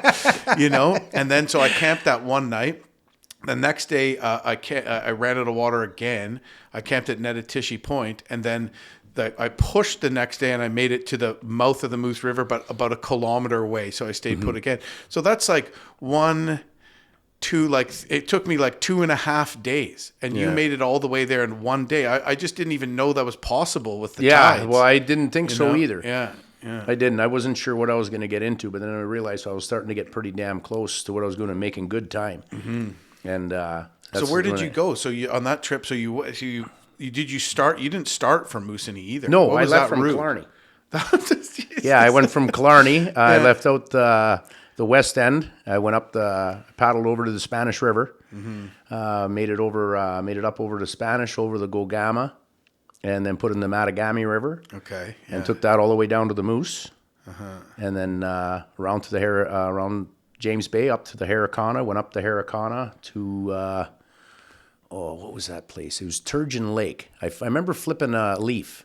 Because I come to a Y. Now, you could either go left or right. And I flipped the leaf, and it said, go right. So that's the way I went. And I come up to Turgeon Lake. And then, from there, went to, where the heck did I get into? Lake Abitibi. Okay. All right. So how many miles of upriver travel? About 650, I think. Wow. How was that river going up? Because that's some decent. Powerful raps on that. Like people raft that. At that time there wasn't a whole lot of water going down it, so I kind of lucked out being late in the year a little bit. So I could get up there pretty decent, and like I said, the banks were so open, from the floods and all that, and then being just a trickle going through it. So I had a really good, really good way of getting around, and it was all rock. The only thing is, as soon as it rained, it was like snot in a glass doorknob. It was just all that algae come out. I got caught once. I was doing a really long portage. It was about 2 kilometers, so I got into the habit. I usually only try to get about 250 meters away and then go back and switch my packs, and I was doing 3 packs. I don't like getting too far away in case of an animal. Bear or something comes in, grabs your food pack. So I was on my way back, and I just had to take the canoe. My canoe was the last one. I had all my packs. I could literally see my packs way up there, and then this rainstorm come in, just whoosh. Wow. And everything was so slippery. It was that algae that was on the rocks, and it was just, I had such a hard time. And a little bit of wind with the canoe. I fell twice, but nothing major. Like, eventually you know how to fall down with a canoe, right? You get better at it. You get better at it, yeah. So, it took me a long time to get to those packs, and I had to camp there. I literally couldn't move anywhere with that. It was just way too slippery. But I had a couple unique experiences on the Harricanaw. The one was I got my foot caught in the boulders when I was wading up the river. It slipped in between the boulders, and then another boulder locked down on me and caught my ankle bones. And I mean, that's a very painful thing. Try to pull your foot out of something that's aching. I was in there about 15, 20 minutes. Are you kidding me? I was close to pushing the button because I didn't think I was going to get out of there. And because it was, every time I went to go pull my foot out, it was so painful. There was 2 rocks that just pinched. So were you partially in the water I was up to my belly. No kidding. So one thing I was worried about was thinking, wow, like if we get a wicked rainstorm upriver, I'm going to get a flash flood. Yeah. And I'm trapped here. So I'm thinking, if I can't get this out, I'm going to have to call. Like, I mean, I was getting to that point where every time I pulled it, it was so painful. Finally, I got my other paddle in there, that long one, and I managed to get it underneath that rock that fell onto my foot, and I just got it just a little bit out, and as hard as I could, I pulled out, left my boot in there. Wow! And so you just boot's gone. No, it was in there. Did you get it back? I had to get the. Okay. I had to go. Once I got in there, grab the hold of it, I could pull it out. Yeah. But I mean, that was a unique experience in its own right. Because I'm thinking the struggle is real, because you hear about people getting their foot stuck, and you don't think, oh, how rare is that? Well, sure, maybe it doesn't happen, but it can happen. It can, and it did, and it was unique. It was, like I said, it was one of the first times I really thought about pushing that button, because I thought, if I can't get my foot out of here, I'm going to be in a lot of trouble. That's why it's good to try. What did you have? Like I had a DeLorme, the InReach, yeah. And so that's always great, because I can always keep send my dad a text and stuff like that, and let them know I'm okay. And I mean, that's the beauty part of the technology nowadays. It's true. It is nice. Like it's like almost like there's no excuse not to have something like that out there, dude. But I had some pretty cool experiences up that river. One of the freakiest ones I've ever had. I was. Spitz and I would always get into this. We got into this routine, so we camped out. I'd try to stay up into the spruce on the side of the river. I didn't really want to camp right out too exposed, and no place to put my tent pegs. Right.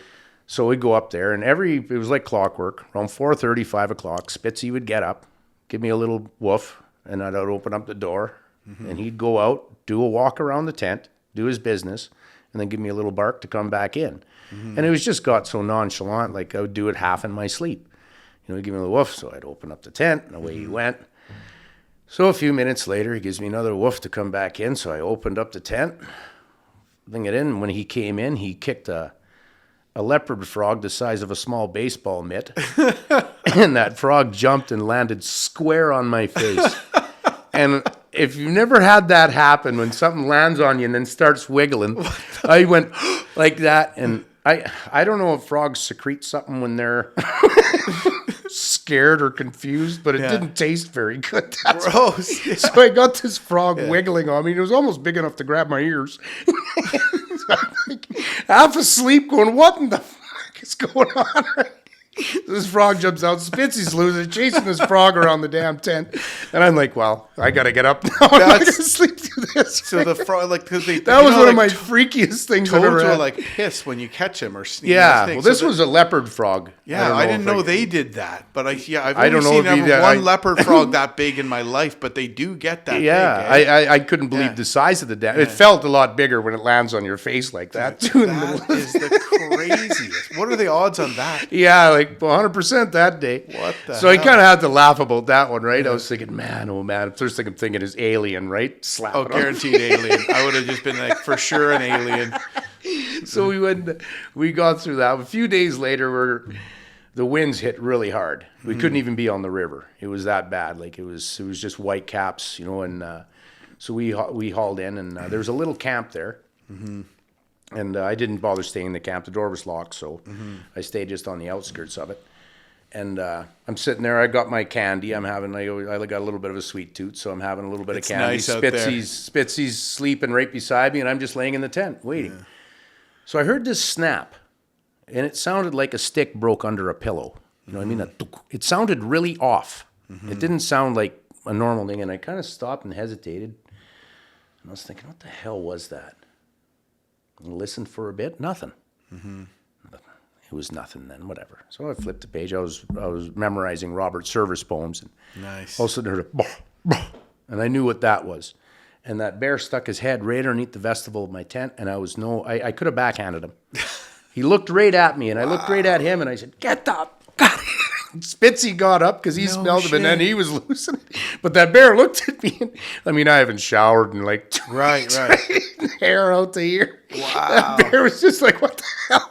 I'm glad he reacted and backed away, and he didn't go forward on things. Well, he's probably just coming in to figure out what the heck. By the look in his eye, I think I was the very first human being he ever seen. Well, this is a very remote area. Extremely very, remote. very far Yeah. from the closest road. And at this point, you're too high upriver, so nobody's getting up there in freighter canoes. No, you weren't. No, there's no way you're going to get up past 7 Mile Island with a boat. It would have been impossible.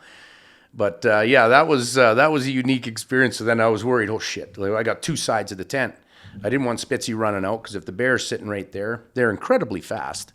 So I mean, they would have just swatted him. So I let him out the other end. I don't know how I would react. And it was. Well, I mean, it was shock at first, when you got an animal. It wasn't a small bear. It was about a 200, 250-pound bear. And you got this head sticking, looking right at you and just, holy shit, right? Wow. And then so, again, I've never had the fear of bears. Yeah. But, that one, kind of took the shock out of me. I was just like, okay. So then we got out and looked around. Spitzy did his circle thing, took off in the bush barking, and I've never seen hide nor hair of him again. We were there for about 3 days, so he never did come back. So I think he got his scare. That's wild. People say, bear's scary. Well, okay, well, would you have been more scared if it was a person sticking their head in your tent randomly? Probably. Yeah. Right? I would think, who are you and what are you doing here? Why wouldn't you said hi, right? Yeah, but it's just a surprise, though. Yeah, it was. And like I said, I've had a lot of bear experience, and I can't really recall. I've had one slap on the ground in front of me. I was in Quetico Park at the time doing a solo trip around. This was with my very first dog. And he was a killer, this one. He didn't allow anything around camp. And we stayed on this little wee island that you could literally walk across to get onto the mainland. And I got up that morning. I was making porridge like I always do. And then I could hear Spitzy barking. And I look over, and there's a yearling bear pacing back and forth on the shoreline. And he was slapping the water. And I'm going, okay, this ain't acting right, eh? And then he started coming across. All Spitzy and I tore off after him, put the run on him. He went back in the bush, but by the time we got back across to the island again, he was only about knee deep. He was following right back. So he's getting more brazen. So it was a little bit too much water for Spitz to go after him in, and just enough that he could walk across, kind of. So I was pretty nervous about that. So after pacing, I ate up real quick, got all my stuff packed up, and he's still going. Spitzy's barking at him to get off, and he's trying to get across onto the island. So I got everything in the canoe in a hurry, and then I backed away, and I just banged twice in the canoe, and he'd jump in the canoe. And as soon as Spitz jumped in the canoe, and we got about 2 strokes back, that bear was right on the island sniffing around where we were. No kidding. So he's looking for food. Yes. He might have gotten some, it seemed to me like he might have gotten some in the past, you know, because a lot of people, what they do is they see a bear and they drop their pack and they run. Worst thing you could possibly do. Right. You know, because now that bear is looking at, hey, there's a food source. And also, if you're starting running, you kind of start. You could kick their. You could cook. You could definitely spook their predatory instincts in. It'd be like throwing a cotton ball to a kitten. You know, they could sit there docile. As soon as they see something moving or running, then right away they're thinking, "Hey, that's a food." Yeah. You know, or that's what these experiences though. Once you live through them and they make good stories, you look back and you think, "Well, that was pretty cool." Yeah. Would you agree? Absolutely. Yeah. Yeah. Yeah. What And about yeah. I was gonna say, what about the one with? I think it was a calf moose. Yes. Yeah. You That was actually filmed that. So did. we should plug. By the way, if we should plug your Facebook page here, Mike Ranta's paddle. Yeah. Because you have a lot of this interesting stuff. But that was one of the ones that because you don't do much filming, but you actually got. Yeah, that. I was actually just happened to put the film on, and then I seen a cow with twin calves, and just when I was looking up, the one calf took off one way, and the cow and the other calf went the other way, and he ran into the river, and I was thinking, where did he go? So when I paddled up, I seen there's this little moose, and I mean just newborn, trapped underneath and getting swept underneath the underbrush. So I was like, oh wow, this is not a good situation, but I felt so guilty. I didn't want to have the little one perish, and I've always had a thing for animals. So I ran over there, grabbed the little one by the ears, and eventually wrestled him into the canoe. Yeah. He got him out from under the underbrush, and then he walked out. And then I didn't want to touch him too much because I'm not sure how Mother Moose would react to that. So anyway, he got out, and they're really good swimmers, right from birth. Any animal can swim quite well. So we got up on the bank, and that's when I noticed he was a little bull. And I was like, okay, here we go. And then Mother was sitting on the side, and I thought, he's safe. I'm out of here. Wow. And Spitzy acted really good. You know, I mean, he was, but I got it on. If you punch in Mike Ranta Calf Moose Rescue in YouTube there, you can get the whole deal of it. And then when I went across and around, and that was on, what river was that? Going through Saskatchewan, Lower Saskatchewan. Oh, this is going to bug me now. Oh, this is the one where you saw the moose? Yeah. Yeah. It was the one that flows into the Assiniboine. Yeah. Oh, what's that river I'm not called? sure. That's going to bug me now. But anyway, it was pretty cool. But it was a really windy river. And then when I got back around that corner, I can hear her calling him and him calling back. And I could distinctly tell that it was a mother moose that was very... that really deep thing. Yeah, well, I think that's when they're telling that there's danger around. They'll get that buck but that too, really deep, which is like if you don't know what that is, that'll scare the crap out of you. You betcha, and that's the whole idea of it. I think is. But I mean, to me, the most dangerous animal in the bush is a mother moose. In those first few weeks of when they got a little one, you don't want to mess with them at all. There's been a lot of people trampled and killed by them animals that way, and they don't bluff.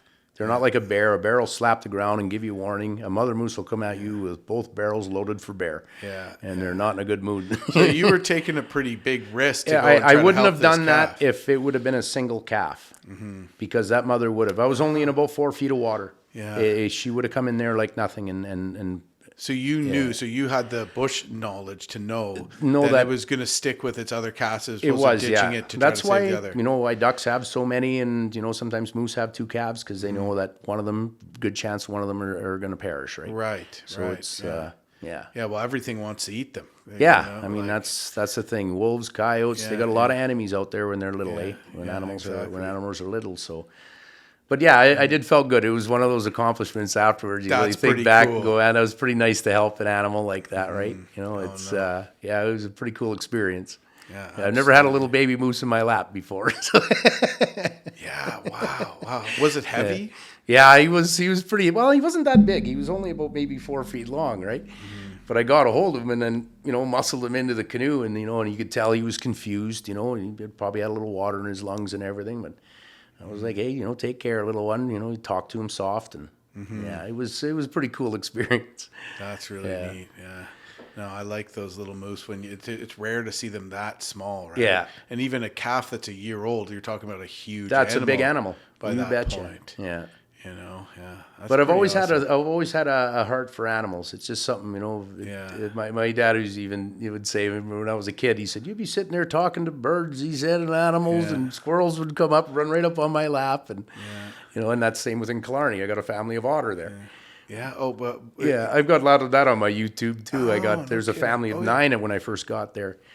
And a lot they wanted to get rid of them because they go into the boats and stuff like that. They make a mess. And that a lot of the fishing lodge guys don't like them because, let's be honest, they don't eat that much, right? Well, it depends on who you talk to. Yeah, but I mean, mostly they eat crayfish and clams. They're not really ones to chase down fish. They will. Fish are hard to catch. They are, yeah. They're pretty quick. So, but I was taking the scraps from what we were getting at, and I'd sit down on the dock, and pretty soon they'd come right up to me, and I got one Teresa, I called her, and she'd jump right up in my lap and take smelts out of my mouth. No kidding. Yeah, and that's just at your place in Killarney? Yeah. Why haven't I seen that? Yeah. Well, I've got a couple of them on YouTube there. I put them out there, Your but YouTube they're very rare. And for me, they recognize me. Right. So I'll take a thing of fish with me and I'll go paddle, and they'll follow right along with me in the canoe. Right. And I'll give them little pieces in there, and they're just an amazing animal. That's why I'm actually starting in Killarney. I'm building an 18-foot canoe with a glass bottom. Oh, right. Yeah, so I want to build that just for one of those reasons, because if I can get loons or otter and stuff like that to come around, I think it'd be a really neat thing for people to bear witness to, right? So is that going to be heavy, or is it going to be it's going to be plexiglass or actual It's going to be 1/4-inch plexiglass on the bottom. I'm making an oval window, so I'm going to do cedar strip and then put an oval window on the bottom. That's so neat because you hear about these you see like a glass bottom kayak or boats and stuff. Why has nobody made a glass bottom? Yeah, I know. I've never seen one, so I decided, I'm gonna do it. I talked to the boss there, and he said, "Yeah, give her." Yeah. He said, "I think it'd be a pretty neat thing." Cool. What a neat town. And so that's at Killarney Mountain Lodge. Yeah, in Killarney. Killarney's an amazing little town. We got a lot of good people there. That's for sure. It's and it's I think it's northern Canada or northern Ontario's oldest settlement. Right. It started in 1820. How long ago did the road even go into there? 1962, I believe, was when it first broke in. And there. that's a long road. Like, so I feel like in Killarney now, I haven't been there a ton of times, but I feel like there's just something a little different about it. Just about the culture, the people. It's one of those places you leave there a better person. Oh, 100%. You know what I mean? You got Herbert's Fisheries there. That's the infamous Herbert Fisheries, the best fish and chips in Canada by far. Big lineup. Big lineup. Yeah, you bet. I mean, hey, good food, good prices. And then we got a lot of great restaurants around. We got the Gateway with Dave and Andrea down there. They opened up, I believe it was last year. Now they did renovations, put a nice ice cream shop in there. But just the character of these older buildings on it, where it is. It's hard to put even the my people they're quite colorful there, that's for sure. Right, they're super friendly. Oh, absolutely. Yeah, absolutely. That's one of the best moves I made was going into Killarney, and I mean the opportunity there, and it's just immense. Like I said, it's just a beautiful little town. Yeah, absolutely. So you work for the lodge then specifically as well too? Yeah. I'm going to be building a lot of the trinkets and stuff like that for tourism, for making souvenir paddles, woodworking, and memory boxes. I started making memory boxes, so this little box that you can purchase, and then put a little something in there from Killarney, give a little memory, and that's a good idea. Yeah, it's like I said, it's just one of those places. I recommend everybody to come take a look at. I've got the world's biggest paddle there. Yeah, so tell me about the Big that. Dipper. Yeah, that was another dream I've had for years. And talking with Holden Rhodes and, explain to him, what I wanted to do and why I wanted to do it, for appreciation of our World War II men and women. So kind of a funny story. I built the model paddle I wanted to make and showed it to him, and I was originally going to do an 80-foot paddle. And he's going, yeah, perfect. Let's do this. So I'm thinking, awesome. So we ordered all the wood, got everything all in there, and he's going, you know what? Let's make it 100 feet. Yeah, this is how these things start. I said, okay, well, I could do that. Just add, section in it and all that. I ended up making it 110.5 feet because my math wasn't that great. But good size for me, probably. Yeah. It was pretty cool. And then I asked Holden after, I said, well, why'd you want to go 100 feet? He goes, well, I want to make sure nobody's going to break this. And I said, well, good, because the last section I put together in the paddle, I didn't lock it. So if anybody builds a, say, 120-foot paddle, well, I'll just pull that bad boy apart and put another section in there. Smart. So you just have I'm going to defend my title. You get that title. Wow, no kidding. And where's it displayed? Right beside the Canada House Lodge. That's the largest log home convention center in the world. And yeah, it's proudly displayed there. Like I said, if I want to put a table in there, and then I got a couple ideas how I want to hang some paddles in there, so people want to put something up in memory of a veteran or a paddler. You know, we got something you can sit back and, you know, drop a little tobacco for them and have a good positive message for it, right? Absolutely, and that was actually the meaning and purpose behind your third cross Canada canoe trip. Yeah, was it specifically for support of veterans? In my 2016 too, yeah. First Nations veterans. Yeah, and I lost some good friends in 2015, whether that World War II and North Korea era. And they really meant a lot to me. Yeah. And I really wanted to say thanks to that generation. You know, it's a generation we owe so much to. Much to. You know, the sacrifices they made, and they were the greatest generation. Yeah. So it's nice to be able to put something together like that. And I can't say enough about Holden and the lodge and Carrie and everybody down there that supported me in all this. And yeah, it was literally a dream come true to put something like that together. And to have it displayed the way it is, and, you know, people coming in and recognizing it, and you know, it's a beautiful feeling. That's for sure, really cool. Well, it's just it's one of those fun things that I feel like everybody loves. Yeah, and right? we got a time capsule that's going into it too. So of course the pandemic was the time, you know, in 2020 we were going to do it for the 200th anniversary of Killarney, but pandemic had hit, of course, and that shut down everything. And so yeah, I think we're going to do it in 2025. We want to put a canoe symposium in Killarney. It'll be one of the first canoe symposiums. Do you need any presenters? Absolutely. I know a guy. Yeah, absolutely. Really colorful guy, tall guy, redhead. You're in. Yeah, right. But definitely, yeah, we want people to come in and tell their stories. And like I said, just to encourage others to get into a canoe. And I mean, we're going to have a canoeing symposium and an actual place where you can actually go canoeing. And perfect, both at the same time. And I can't imagine a more beautiful place, that little channel. One of the times that I went there, I was been there a few times, but we circumnavigated Philip Edward Island. Nice. What a freaking gem it is, isn't it? I love it down in there. No portaging. Zero. No, you zip around, and I mean, there's 1,000 campsites. I mean, everybody around there's just, I mean, there's enough people around there so you're feeling safe. And again, we have never had a bear incident or any kind of animal incident that I could ever recall. Like I said, the bears walk literally right through town. We had a moose last year walk right down the main drag, hop in the water, and go over to George Island right across the way. Yeah. So I love the fact that the animals are comfortable enough that we can all coexist there. Yes, yeah, in a safe way. Yeah, like we got deer walking in town, and I've never seen one before, a fisher cat. Oh, cool. We've got one of them hanging around. The first time I seen one last year with cubs.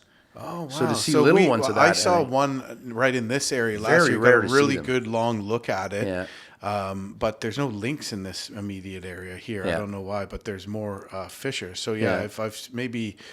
Geez, I've probably only seen a couple in my life before. They're well, I would call them like a lesser Wolverine. Right. Well, they're from the same family. The weasel family. Yeah. Did you know Wolverines actually spray? Yes, all they all do. Right. I had a little I had a little weasel once, a little ermine. My friend Kathy gave me a call up and said, "Mike, I got this little animal here. I don't know what it is." She said she drove up in the driveway and the streak went across. Oh, yeah. And then she got out and she can hear crying. Yeah. And here's this little animal about the size of my pinky, just as much fur on it, a little tough on the back, and eyes closed. I didn't know what it was. Yeah. No idea. I've never seen anything like that. Yeah. So I thought, what's the chances of this surviving? Is very little, but you got to give it a chance. So I made up a little slurry with some cat's milk, some kitten milk, and I put omega-3s in there for the oils, and a little bit of honey, and I fed it with an eyedropper. Oh, yeah. And the damn thing lived. They're as tough as they get. It grew fur and everything, and then all of a sudden, I realized my dad said, "That's an ermine." Yeah. I said, "That's a lesser weasel." Wow. And it was just cool. But yeah, after a while, it was my buddy. I mean, it would crawl on me and everything, and then one day it was just, nope. Yeah. You're not my friend anymore. Oh, and it went feral on you. Feral on Yeah. So I had to keep him in a cage. Yeah. And I had him in a hamster cage with the wheel. And he would get that wheel going so fast, you'd smell plastic. It was just, that thing was... They're not built for ermines. No, it's hard to describe the speed. But I had it in a 3-tiered cage about 3 feet high. And I would dare, my friends would come over to see it. And I had a lot of trappers come around because they've never seen one live like that. No kidding. Yeah. So I'd get them. I'd say, put your finger just that little bit in the cage. I said, and see if you can pull it out. And I'd coax him to the top of the cage. Right. And you'd put your finger in there, and you could not pull your finger out of there before he bit you. It was just a blur. From when he went down to the top, you couldn't see him. He was that fast. It was incredible. Yeah. I just loved that though, right? And I ended up I had some property out there at Whiskey Jack Lake, and I ended up letting him go out there. And, Oh, good. Yeah. Yeah, I hear people say that it's a good thing that ermines or that weasels aren't as big as bears, or we'd all be screwed. We'd be screwed. Yeah. But that little bugger, if you scared him, he would spray. Oh, yeah. And just burn the eyes right out of your head, eh? Get out of here. Yeah. Oh, how far would the spray go? He would just pee right where he's at, pretty much. But it was so pungent. And you could smell it. Yeah, it was so pungent. I actually had my brother saw Wolverine on the Seal River. Yeah. And he's like, "What's that?" He's like, "It's a Wolverine." And then by the time I looked, I just saw the shaking branches. I'm like, "Oh, I didn't see it." I'm like, I'm like, I was gonna lie and be like, "I kind of saw it," and then I'm like, "I didn't." You know, so I'm like, we got to pull over. So I just believe you. So there's all this really dry caribou moss there, and you can see like absolutely perfect Wolverine tracks. Nice. So I'm following and I'm following and I'm following. You know what I mean? I'm like, oh, these are looking pretty fresh. And all of a sudden, I just hit this wall of like this dank, thick, heavy smelling, and I'm it like, just grabs you. I'm like, ugh, what is that, right? And I'm like, oh yeah, these things freaking spray. Yeah. So it must have known that I was following it. Give it a little shot just to let you know not to go any further. Yeah, and so I didn't see a Wolverine, but I had one spray me. So I'm like, the only one I cool. think I seen one, that was when I was going through Banff. I watched something run up the side of the hill that I have never seen like that. And it was like about an 80-degree angle, and it shot up there like nobody's business. But I never got a really close look at it. Yeah, it's sort of like what you do, process of elimination. What else would it be? That's the only thing I could think of. And then the other time, David and I, when we were walking through the Tatla Peninsula or the Tatla Plateau, we had one walk across the road in front of us from quite the distance. But I knew that was a Wolverine just by the way it was moving. And so you've seen Wolverines, but never Fisher. yeah, well, I've seen the Fishers. Oh, okay. Yeah, I've seen the one in Killarney, the one with the cub there and all that, but not on my travels. No, it's very rare that you'd see them. They're just so elusive. Yes, yeah, they are. Well, Wolverine too. When I was up in the Yukon and doing a pretty long snowmobiling trip just this past March, and I saw what I thought was like a little, brown, like the same color as a Wolverine off the trail, like in the bush, kind of move. And I'm like, I stopped, I turned off my sled, and I heard like just some noise. I'm like, shit, I just saw something. Like, was it part of a moose leg? Well, no, the bottom part of a moose leg is too thin. Like, wouldn't it be that? I'm like, geez, what the heck would it be? And why would anything be coming around when these snowmobiles are here? Literally 50 feet down the trail, I saw traps.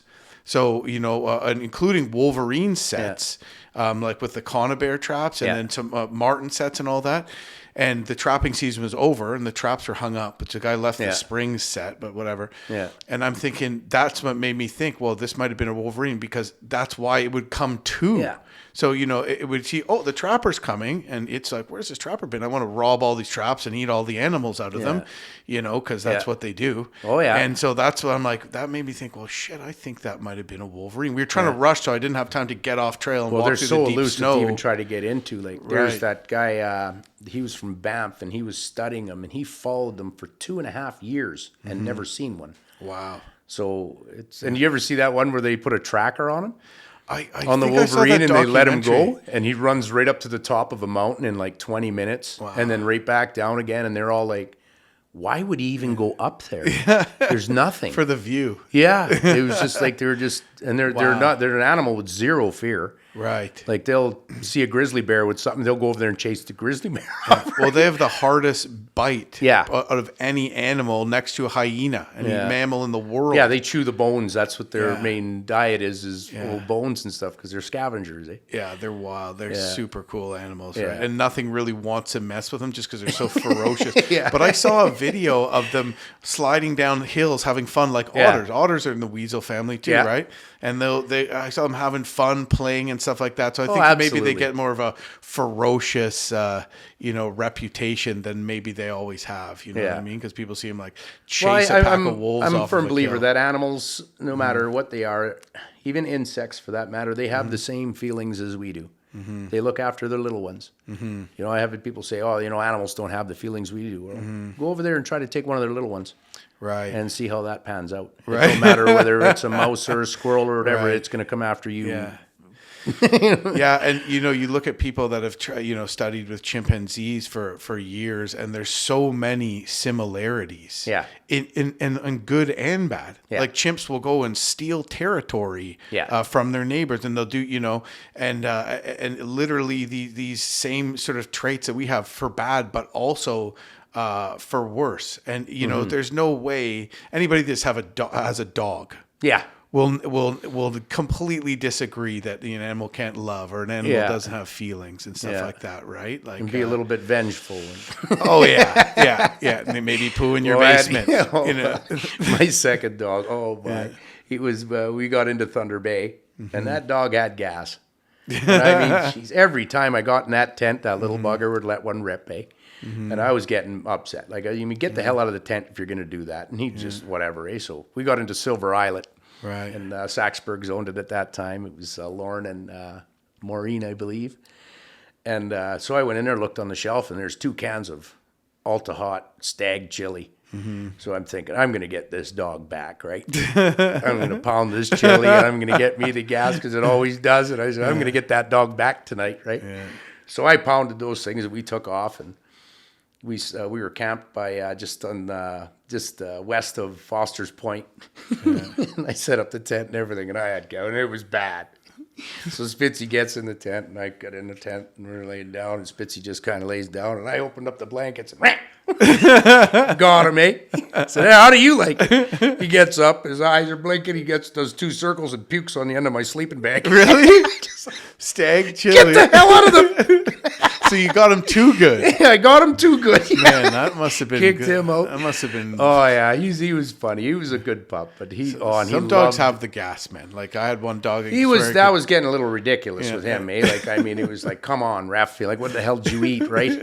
And then I ended up, then him with Skunks. He loved to mess with Skunks. Yeah. Yeah. Oh, so there's no. a few times he had to stay outside the tent. Oh no, right. Oh man, you should. Me and the family were driving out to BC last September, and we were in near Thunder Bay, near the provincial park there, Sleeping Giant. Yeah. And so we see like maybe 400 meters away from our tent, we're going for a walk, and we see a skunk, or my wife does, and she's like, it didn't seem that scared. I'm like, whatever, So the dog's sleeping outside. I'm in a tent. She's in the trailer.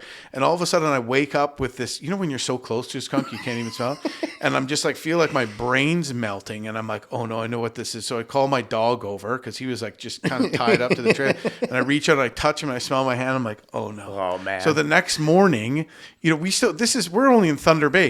We're going to drive to Telegraph Creek. Right? So it's like, what do you do with them? I'm not putting him in the back. So anyways, I just scrubbed him out as best as I could. Used all our toothpaste and tomato paste and soap and whatever. What I find the best for that is Fast Orange. Oh, okay. It cleans it up really good because skunk spray has an alkaline to it. Right. So it's a base. So you need an acid, like a tomato juice, vinegar, lemon juice to combat it. Right. So you need that to... So what's this Fast Orange Fast stuff? Orange is like a hand cleaner. Oh, okay. Yeah. And that tends to take the smell out a little bit. Luckily, with a finished Spitz, when they get sprayed, I don't know if it's the coat they have on them, but they just shake it off. They'll stink for about a day or so, but then it wears off them quick. Not my dog. But no, it was the smell from the back seat, Mike, was unbearable. especially with the kids and everything back there. It's just like windows open. It's like -4. We're just like, whatever. No, don't. Yeah. Brutal. What are you going to do that? That and porcupines. But luckily, my dog hasn't gotten into any of them yet. Oh, yeah. My dog, North did, but some dogs will get into one and then they'll know They'll forever. know back away. That's what I'm like this with these dogs. They're very leery on getting into anything. They stay back usually. So I think they'd have a hard time with a porcupine. But what were Finnish Spitz raised? Sporting dogs. They're used for everything from moose to birds. Mostly upland birds, though. They're excellent for partridge hunting. Oh, okay. Yeah, cool. He's, I didn't know that. Yeah, he really knows how to get them on the go, and he'll flush them. He'll get a flock up, and he'll stop and he'll look. Yeah. And then he'll go after one. It's amazing, those dogs that you don't even need to train, isn't it? No, like I haven't pulled a gun out with this dog yet, but my first dog, or first and second dog, I grab a gun and they know what that is. They're not scared. They're not scared, but they seem to know what it is, and they're just like, let's go. I had a dog like that too. Yeah, it was just no issue. Yeah. And what I did with North, just so he wouldn't be scared of fireworks and get gunshots and run away and all that kind of stuff, I ended up getting a starter's pistol. Okay, yeah. It was awesome. So I started on the little acorn blanks. Yeah. And I started just shooting it while we're playing. Hey, come here, boy. Come here. Like, hey, get the stick. Here's a tree there. Yeah. You know what I mean? So then he right? And get them all. And then slowly went to louder ones. And then just people duck hunt not too far from here. And, and I would walk him and he'd hear that. And now he's not scared. But I just noticed too that he's not scared from like the broom falling over or loud noise. Yeah. In general, he's just chilled, getting him used to that kind of thing. But he might have some Elkhound. Are you familiar with Elkhound? Yeah. Yeah, so I figured you probably would be because it's another, dog originally from Scandinavia. Yeah. But those hunting dogs, it's Elkhound, it looks almost like a husky. Yes. Right? But if you see, so he's from Blind River, and you see he's got those little marks at the side of his eye there. I don't know. I know a lot of people brought him over, I guess, from the pulp camps, from the lumbering camps in Northern Ontario. And then some of them started getting used by natives as moose hunting, for moose hunting and whatnot. They'll circle the moose back to you. Right, yeah. Which is what so a friend of mine who's a Ojibwe had that, and the dog used to just automatically do that without training. But they're cool because a lot of those kind of like dogs that we have here, those hounds or labs, they don't have the thick coats. Yeah. Right? Those are mostly like the huskies or something like that. Right, they got that double coat to them. So, they literally crawl up in 40 below weather and it doesn't bother them, right? Yeah, exactly. And I know a lot of people don't understand that. That's for sure, because I had my dog out this winter in the bush and everybody was going, man, that's so cruel. You shouldn't have your dog out there like that. He must be so cold. If your dog needs a coat, you need a coat. I'm like, that's like saying if I'm in a plane, if I need a parachute, the eagle needs a parachute. Yeah. Like we're like totally different species. Like what is that logic is terrible. Yeah. Like and I've had people say that too, like, it's really irresponsible to have your dog out in these trips and everything. I'm just like, he's living his best life, man. Yeah. It's just like, oh God. It's worse, honestly. And then when you start doing trips with kids or any outdoor content with your kids in it, apparently kids should be completely bubble wrapped, and it's worse with dogs. It's like the attitude, and don't get me wrong, I think it's nice that people treat their dogs well, but at a point you're killing them with kindness. Well, that's just it, right? I mean, what kind of life are you leading that dog if you're always going to have him on a leash and he can't run? Mm-hmm. Or he's just literally anything besides being completely as fed as he wants and 100% comfortable at all times is bad, and you're mean to them.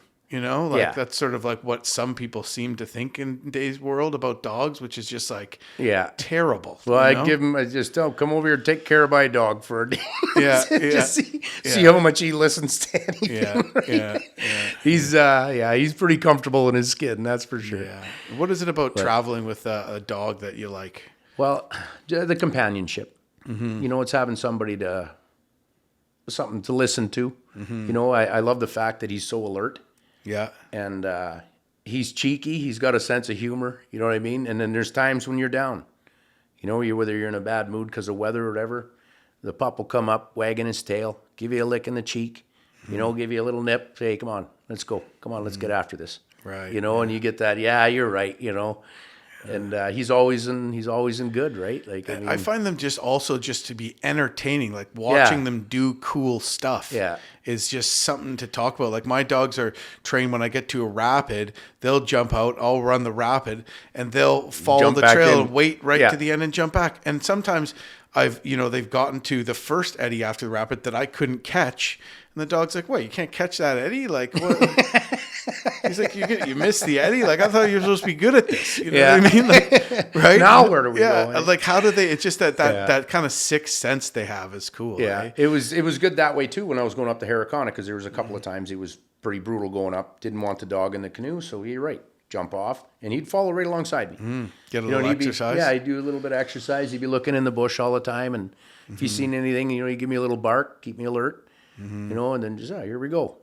Yeah, he's it's definitely worth it. That for that matter too. I don't bring a gun with me ever. I'm not a big fan of them. So travel lighter though too.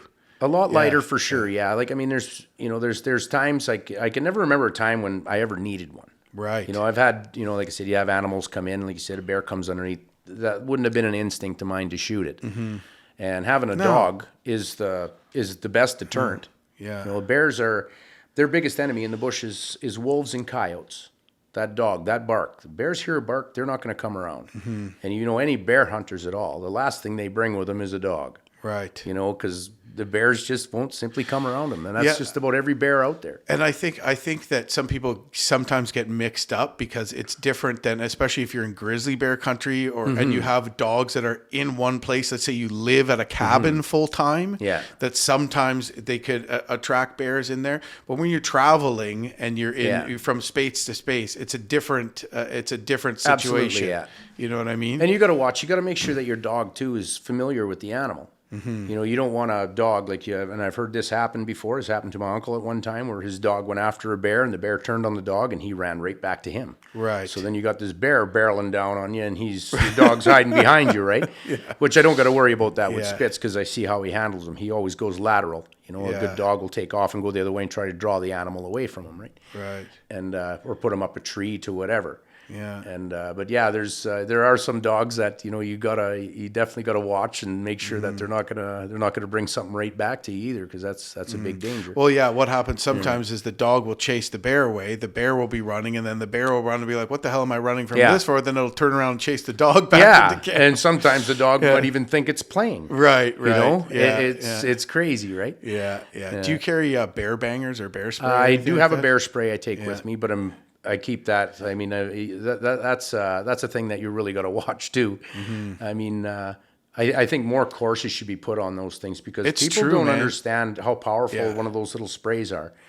And this is one of the examples they had. This was up in Hinton, Alberta, where this family, they were foreigners. They come in and they bought a bear spray. They just bought it.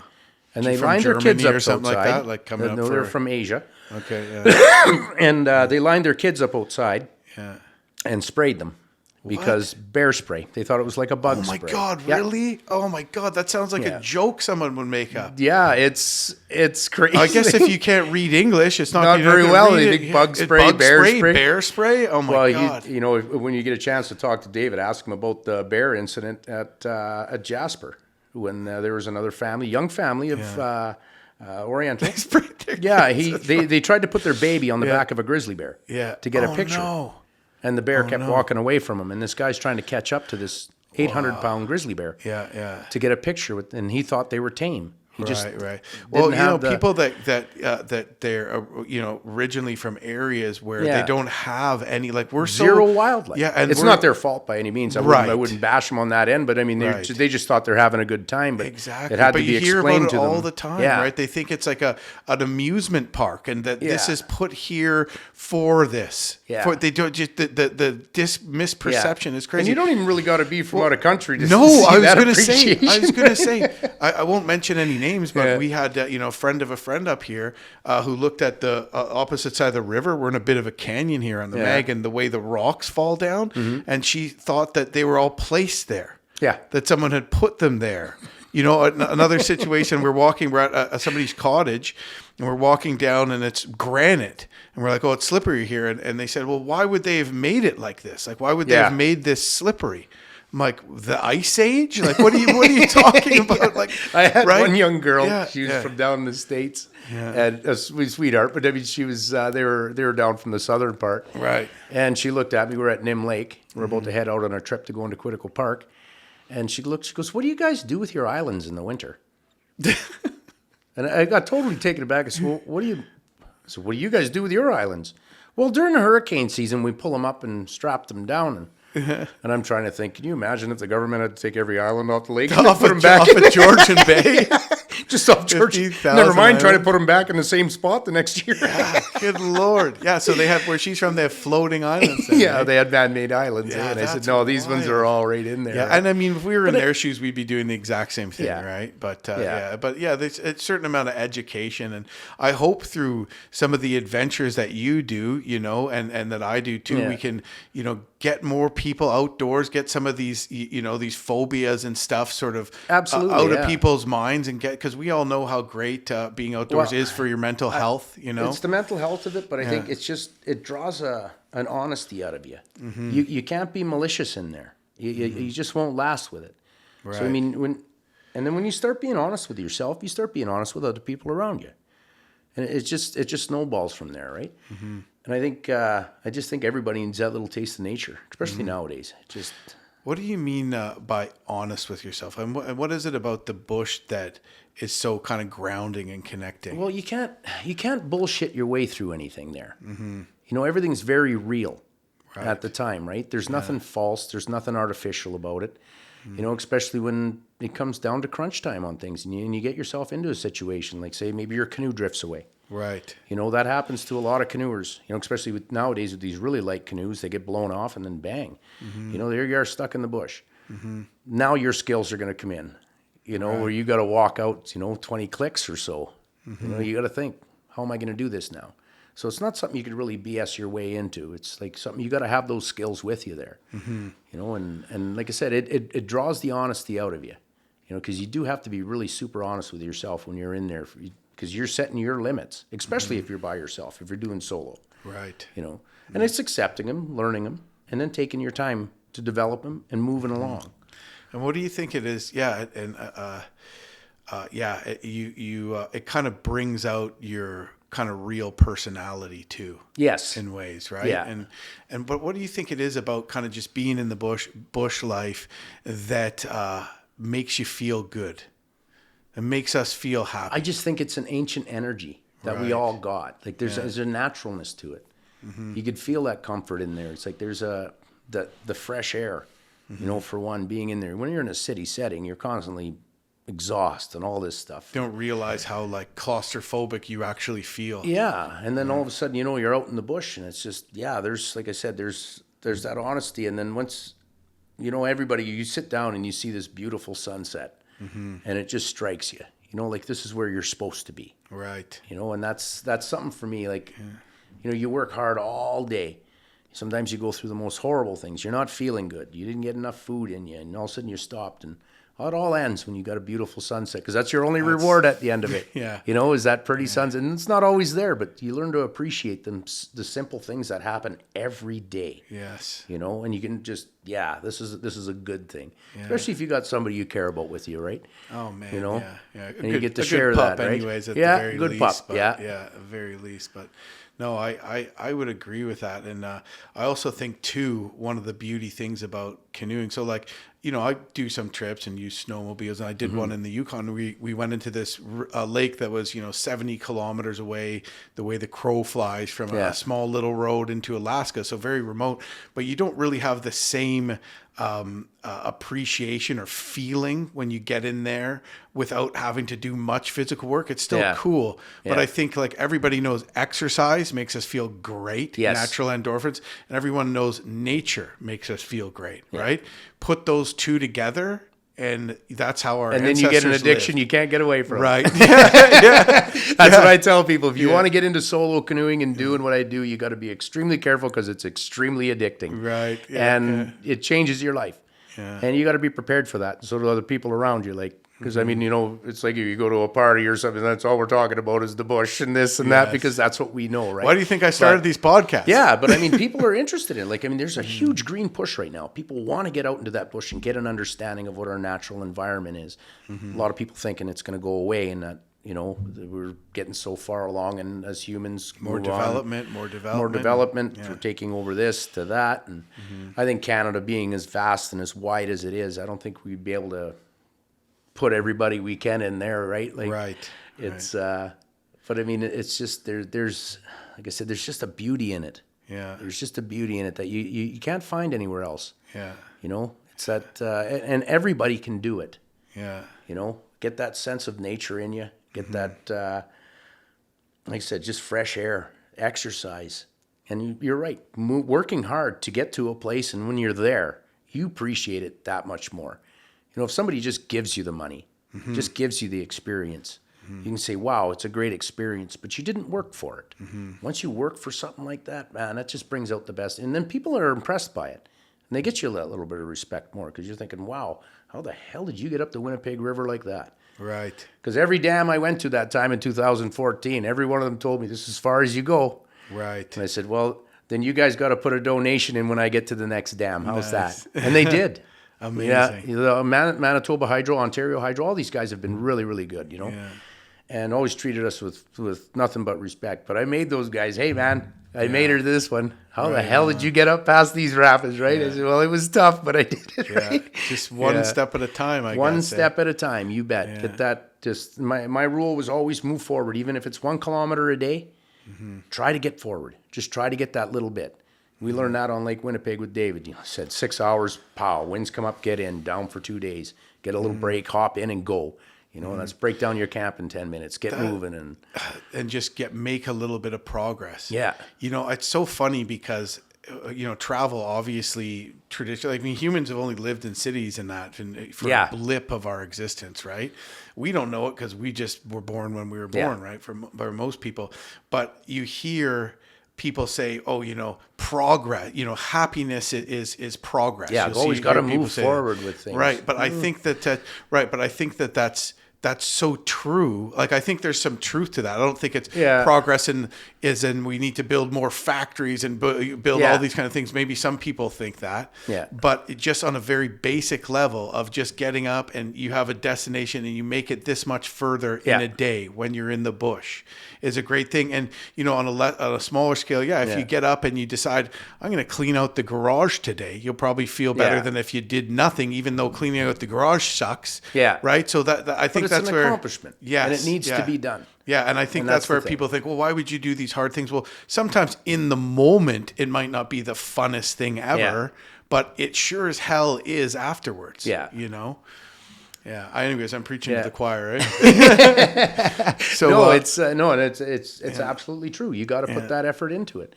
Yeah. Like I said, nothing's more gratifying than when you work super hard at something and then have it come to fruition and get down at the end. And I'll never forget the moment when I pulled into Cape Breton. You know what I mean? And then it was surreal for me when I sat down and I predicted 200 days I was going to make it, and I made it in 200 days. Wow. And I know that I touched the hearts of a lot of kids that were watching me right from BC all the way across. Yeah. You know, and I got a chance to talk to them and say, how'd you do it? I was being honest. I worked hard and I stayed true to myself. Yeah. And that's how you do it. You can accomplish anything if you do that. Yeah. But it's being true.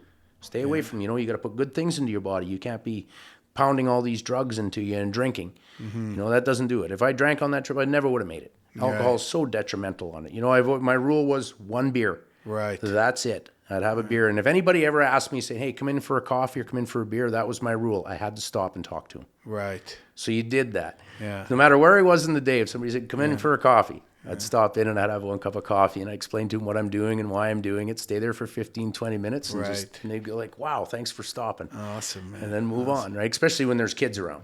Yeah. You know, it's showing those kids, yeah, you betcha, I did cross. I paddled all the way across here. Yeah. And you could see the look in their eyes when you open up a map of Canada and say, I went right from here, and they're just, it baffles them. Crazy. Yeah, but I mean, it's just like, you can do it too. Like, I just love it when people come into Killarney too and we get to chat. Yeah. You know, and I get to hear their stories.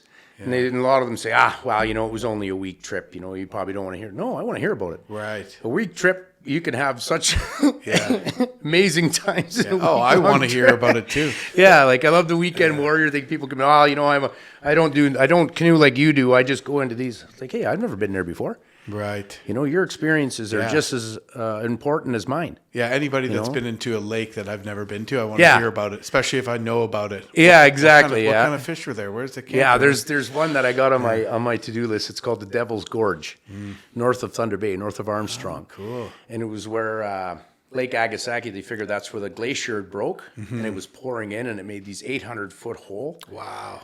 And it just brings out, I just thought, my buddy Brad pointed it out to me, and he's like, I got to go there now. North of Armstrong. So you're getting up there. Yeah, it's up by Panagril, up that way. Yeah. And there's a lot of stipulations. It's a provincial park, kind of a restricted park, but I really want to go in there and check it out. Cool, man. First Nations up there too, and everything, right? Like I've never heard of that, man. I gotta have to check. Yeah, that the out. Devil's Gorge. I looked at that and I was just like, I gotta go check this out, right? Man. Because they go in there with just a drone and stuff. And wild. I talked to one fella, John Nelson, was in there, and he said it's absolutely spectacular. He says it's just beautiful, super tough to get into because you got to go up over this huge cliff face before you can get down into the bowl. Eh? Right. So I thought, there's a challenge. Well, So I could probably throw that into You do seem David's to like place. those. I do. I love the tougher it is to get into a place, the better. Yeah. Well, that's because there's less people there, and you're gonna get That's the whole thing more of it. reward, right? I love going to a place where very, very few people go. Like I love Killarney Park. It's a nice park, but there's just so many people in there. There are, yeah. And it just gets to the point where By the time you get back to privacy. Lake of Three Narrows, it's not so bad. But then you're doing a portage. There's 9K of portaging to get in there and up and back.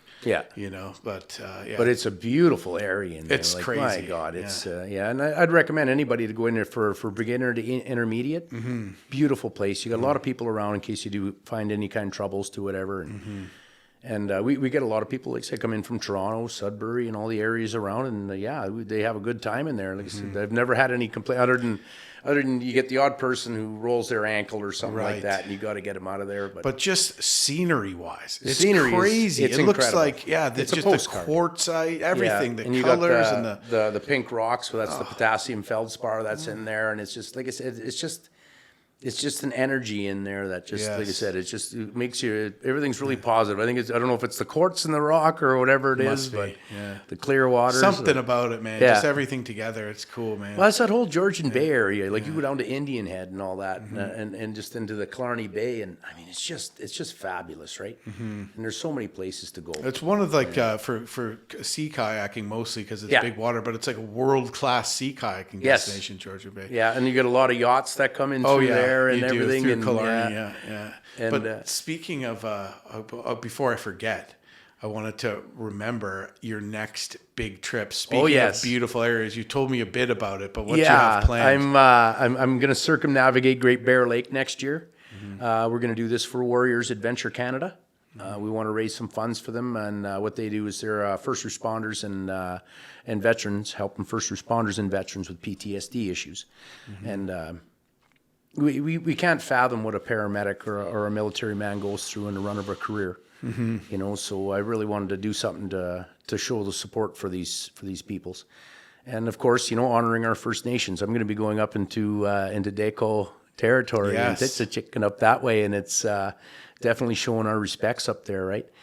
And like I said, drop the tobacco, and I can't wait. I can't wait. I've been having several dreams about it. It's been really affecting me since I did the Mackenzie River and watched that beautiful Great Bear River flow into the Mackenzie. The crystal clear waters that were coming out. And then the people that were in Toledo were just amazingly kind. And they showed such an interest in what we were doing. And when I told me, so I'd love to do Great Bear, they were just like, oh, wow. But a little bit of the things, like... they just call it the Bear. The Bear, And just that whole area is just gorgeous, right? Like, I mean, just what a place to go play. What was it that drew you to Great Bear? Was it just paddling past the outflow of the river and just thinking about what lies beyond above that? It's Canada's largest inland lake. Because Lake totally Superior within the borders. Yeah, within the borders, because Lake Superior is split with the United States. They're big brothers and big sisters south of us, and so I mean, Great Bear Lake, I think, and it's so isolated. It's just a challenge that I thought would be. I don't know. I've been trying to look in to see if anybody has circumnavigated it yet or recorded circumnavigating it. I know I talked to some people there do not recommend me going in there alone without a gun. Yeah. Which is understandable. I don't think you're gonna really. Maybe I'm not worried about it. I've had people say that to me my whole life. Yeah, you gotta have a gun. Yeah. No, you don't. It's how you present yourself in the bush. And if I present myself as a meal to a big bear, then that's just how it is. Well, a bear spray is actually statistically. A lot of people are gonna be up in arms about this, but statistically, bear spray works better than a firearm. Yeah. And there's all kinds of reasons about that, but it's mostly just black bears in there. You might get some, some tundra, some grizzlies, but I don't know. There are grizzlies there, but I don't know. What I understand and what I've seen with grizzly bears anyway, the only time you really see them, along with the black bears, they're ours. Right. They're running away from you. That's been my experience. We had one when Greg and Steve and I, when we paddled up to Tukliuktuk. Yeah. And we stopped just before Good Hope, Fort Good Hope. And it was just a little triangle island. So we went in right in the middle of it. You could see 300 yards one way, 300 yards the other way, 200 yards ahead of you, and the river was behind us. Yeah. So we figured, let's stop here for lunch. Yeah. Have a little bite. So I just put the coffee on. And Greg, he was in charge of the gun, goes, Mike. And he pointed, and here's this huge grizzly bear walked it swam across the river and walked 200 yards away from us. Mm-hmm. And I was like, wow, that's a big one. Mm-hmm. And he sauntered over and he was just looking at us sideways. And I said, oh, that's not a good sign. Mm-hmm. I said, just the way he was carrying himself and looking, he was trying to make himself look at the size of me. Right. And I sensed that. Just that body language. And what do we do? Should we leave? And I said, no, we can't. If that bear barrels at us right now, he'd be on us before we even hit 3 feet of water. Wow. And then you're really in a position. Yeah. So I unlatched Spitz. Mm-hmm. And I said, do your thing. My dog was old at this time, so he seen him. The bear went into the bush and then came out right directly and come right at us. Mm-hmm. Started walking toward us. And then Spitz started barking. Greg had his dog Tuck. He had him on the leash because he was still pretty young. And then right away the bear stopped. As soon as he started barking and started looking at us, and we're just like, hey, get going. And we're looking at the boys. We'll finish our cup of coffee, but I don't think we're going to make lunch here. Wasn't going to cook up potatoes and sausages right then. Yeah. So we took off down the river and did that. Yeah. That's cool. I didn't know that you've been down the Mackenzie, but I think where it would be important was like around Churchill, the Seal River. People like jog outside of Churchill with like Winchester defenders and stuff like that. It's crazy, right? Yeah. Well, the polar bear is something that does. But that's humans, and that's a relatively small area, right? Yes. Too, So David was telling me when he was up at the Seal River, he had shown me the pictures of the bears hanging around his camp, and he said he had 3 of them. Yeah. There's one male that was running around slapping the ground, and and I'm thinking, you crazy buck. Yeah, I know. It's cool. It's beautiful country up there. Well, I can imagine. I've never been up that way, but it's something like I'd like to get into because I paddled down from the Churchill and then came down through the over to Cumberland House. So I went down what the hell's that? Sturgeon Weir. Yeah, I went down that. So I'd like to go from Cumberland House and go up through the Sturgeon Weir and then over to Baker Lake up that way. That's another trip I'd like to have. That would be a cool trip. You're getting past the tree line there too. Yes. Right? Yeah. That'd be wild. Awesome. Yeah, so that was really neat. Now I want to ask you about the Mackenzie River too. Yeah, we went up there too, but we don't have enough time to talk. Yeah, about no doubt. Well, we might have to save that for another podcast for sure. Yeah, we're definitely going to be we're definitely going to be doing more trips. Like this summer, I want to drive out to the Cape Breton. I still haven't paddled in Labrador, Newfoundland, PEI. Yeah. So I want to get those under my belt. I want to definitely have. So I've got every territory in Canada that I've paddled in. I could proudly say. Yeah. And Labrador's pretty special, man. That's what I heard. I've read a few books on it. But that's what I heard too. The trout make up for it. Yeah, because there's so many black flies that the trout just eat. That's their food source, right? Yeah. So I could definitely see myself pulling something like that off. Cool. Yeah. And like I said, it's just I just want to get out of. And one thing about Great Bear Lake too is it's really out of my wheelhouse. Mm-hmm. I haven't been up that way other than the Mackenzie kind of a deal. Yeah. Okay. I'm not sure what the. We have the experience with Superior. It's quite similar to Superior in a lot of ways. Yeah. Really rugged, a Canadian Shield, big cliffs, lots of bays. Yeah. You know what I mean? Clear water, huge lake trout, beautiful camping, more stunted forest. You're not going to get any of the big white pines, obviously, and stuff like that. It's more the black spruce and that. Right. But but and very cold water too. But yeah, if you have your experience on Superior will be very, very similar. It'd be helpful for being on as a lake far like as that, just safety and paddling goes. Right. Now, I've only snowmobiled across it, but that was my take on it. I've only snowmobiled across it. That's it. Just snowmobile across the big lake. Amazing. Man. So what? I mean, a lot of people have followed you. You've inspired a lot of people through your adventures, which has been awesome. Won awards. You name it. Canoe. Yeah, I ended up getting the Expedition of the Year award from Canoe and Kayak which in was 2015. That was pretty special. Very well deserved. Congratulations. Yeah. Is there anything that you want to share for other people that might want to try stepping out of their comfort zones, maybe doing a big trip like yours, or maybe not something as big, but just taking the risk to kind of do the kinds of things that you've done with your life? Absolutely. It's a matter of making that first step. And it can be a tough one.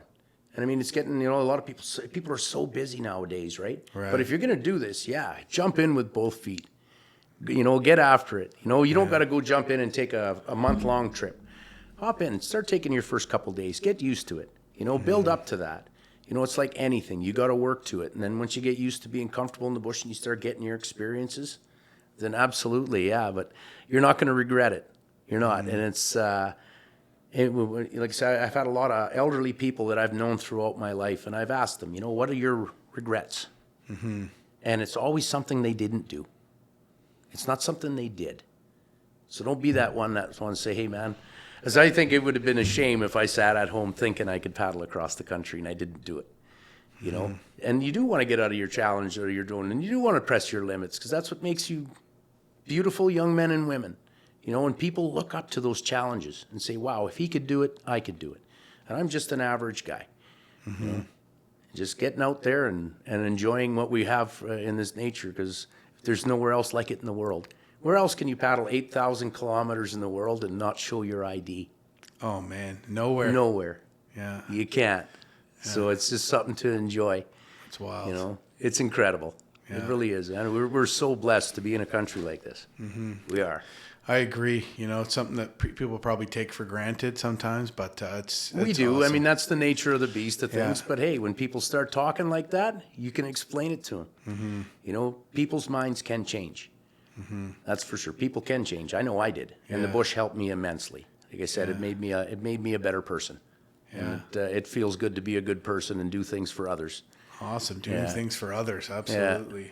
Well, especially you can, like I said, nudging those kids in the right direction. You don't got to push them. Give them a nudge, and then watch how they go. And when you see them doing something, tell them how proud you are of them.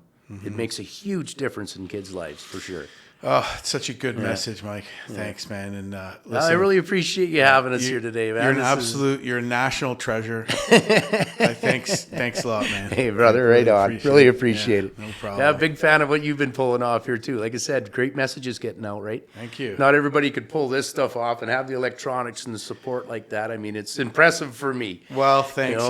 This was actually more work than it probably looks like doing it. But you know what? At the end of the day, you don't need to ask somebody else. You don't need to put in a resume. Right. You don't need to go take this college course. You could just start a podcast if you save up a few bucks and you have an internet connection, or someone else that does, or use your iPhone or whatever too, right? Yeah. So and like I tell people, don't think people aren't listening. It might be hard to get the people in, but don't think people aren't listening because it only takes like one or two people to make a difference too sometimes. It does. You know what I mean? Like I said, it's I know because I've had kids and I've had people come up and say, hey, thanks for doing what you're doing.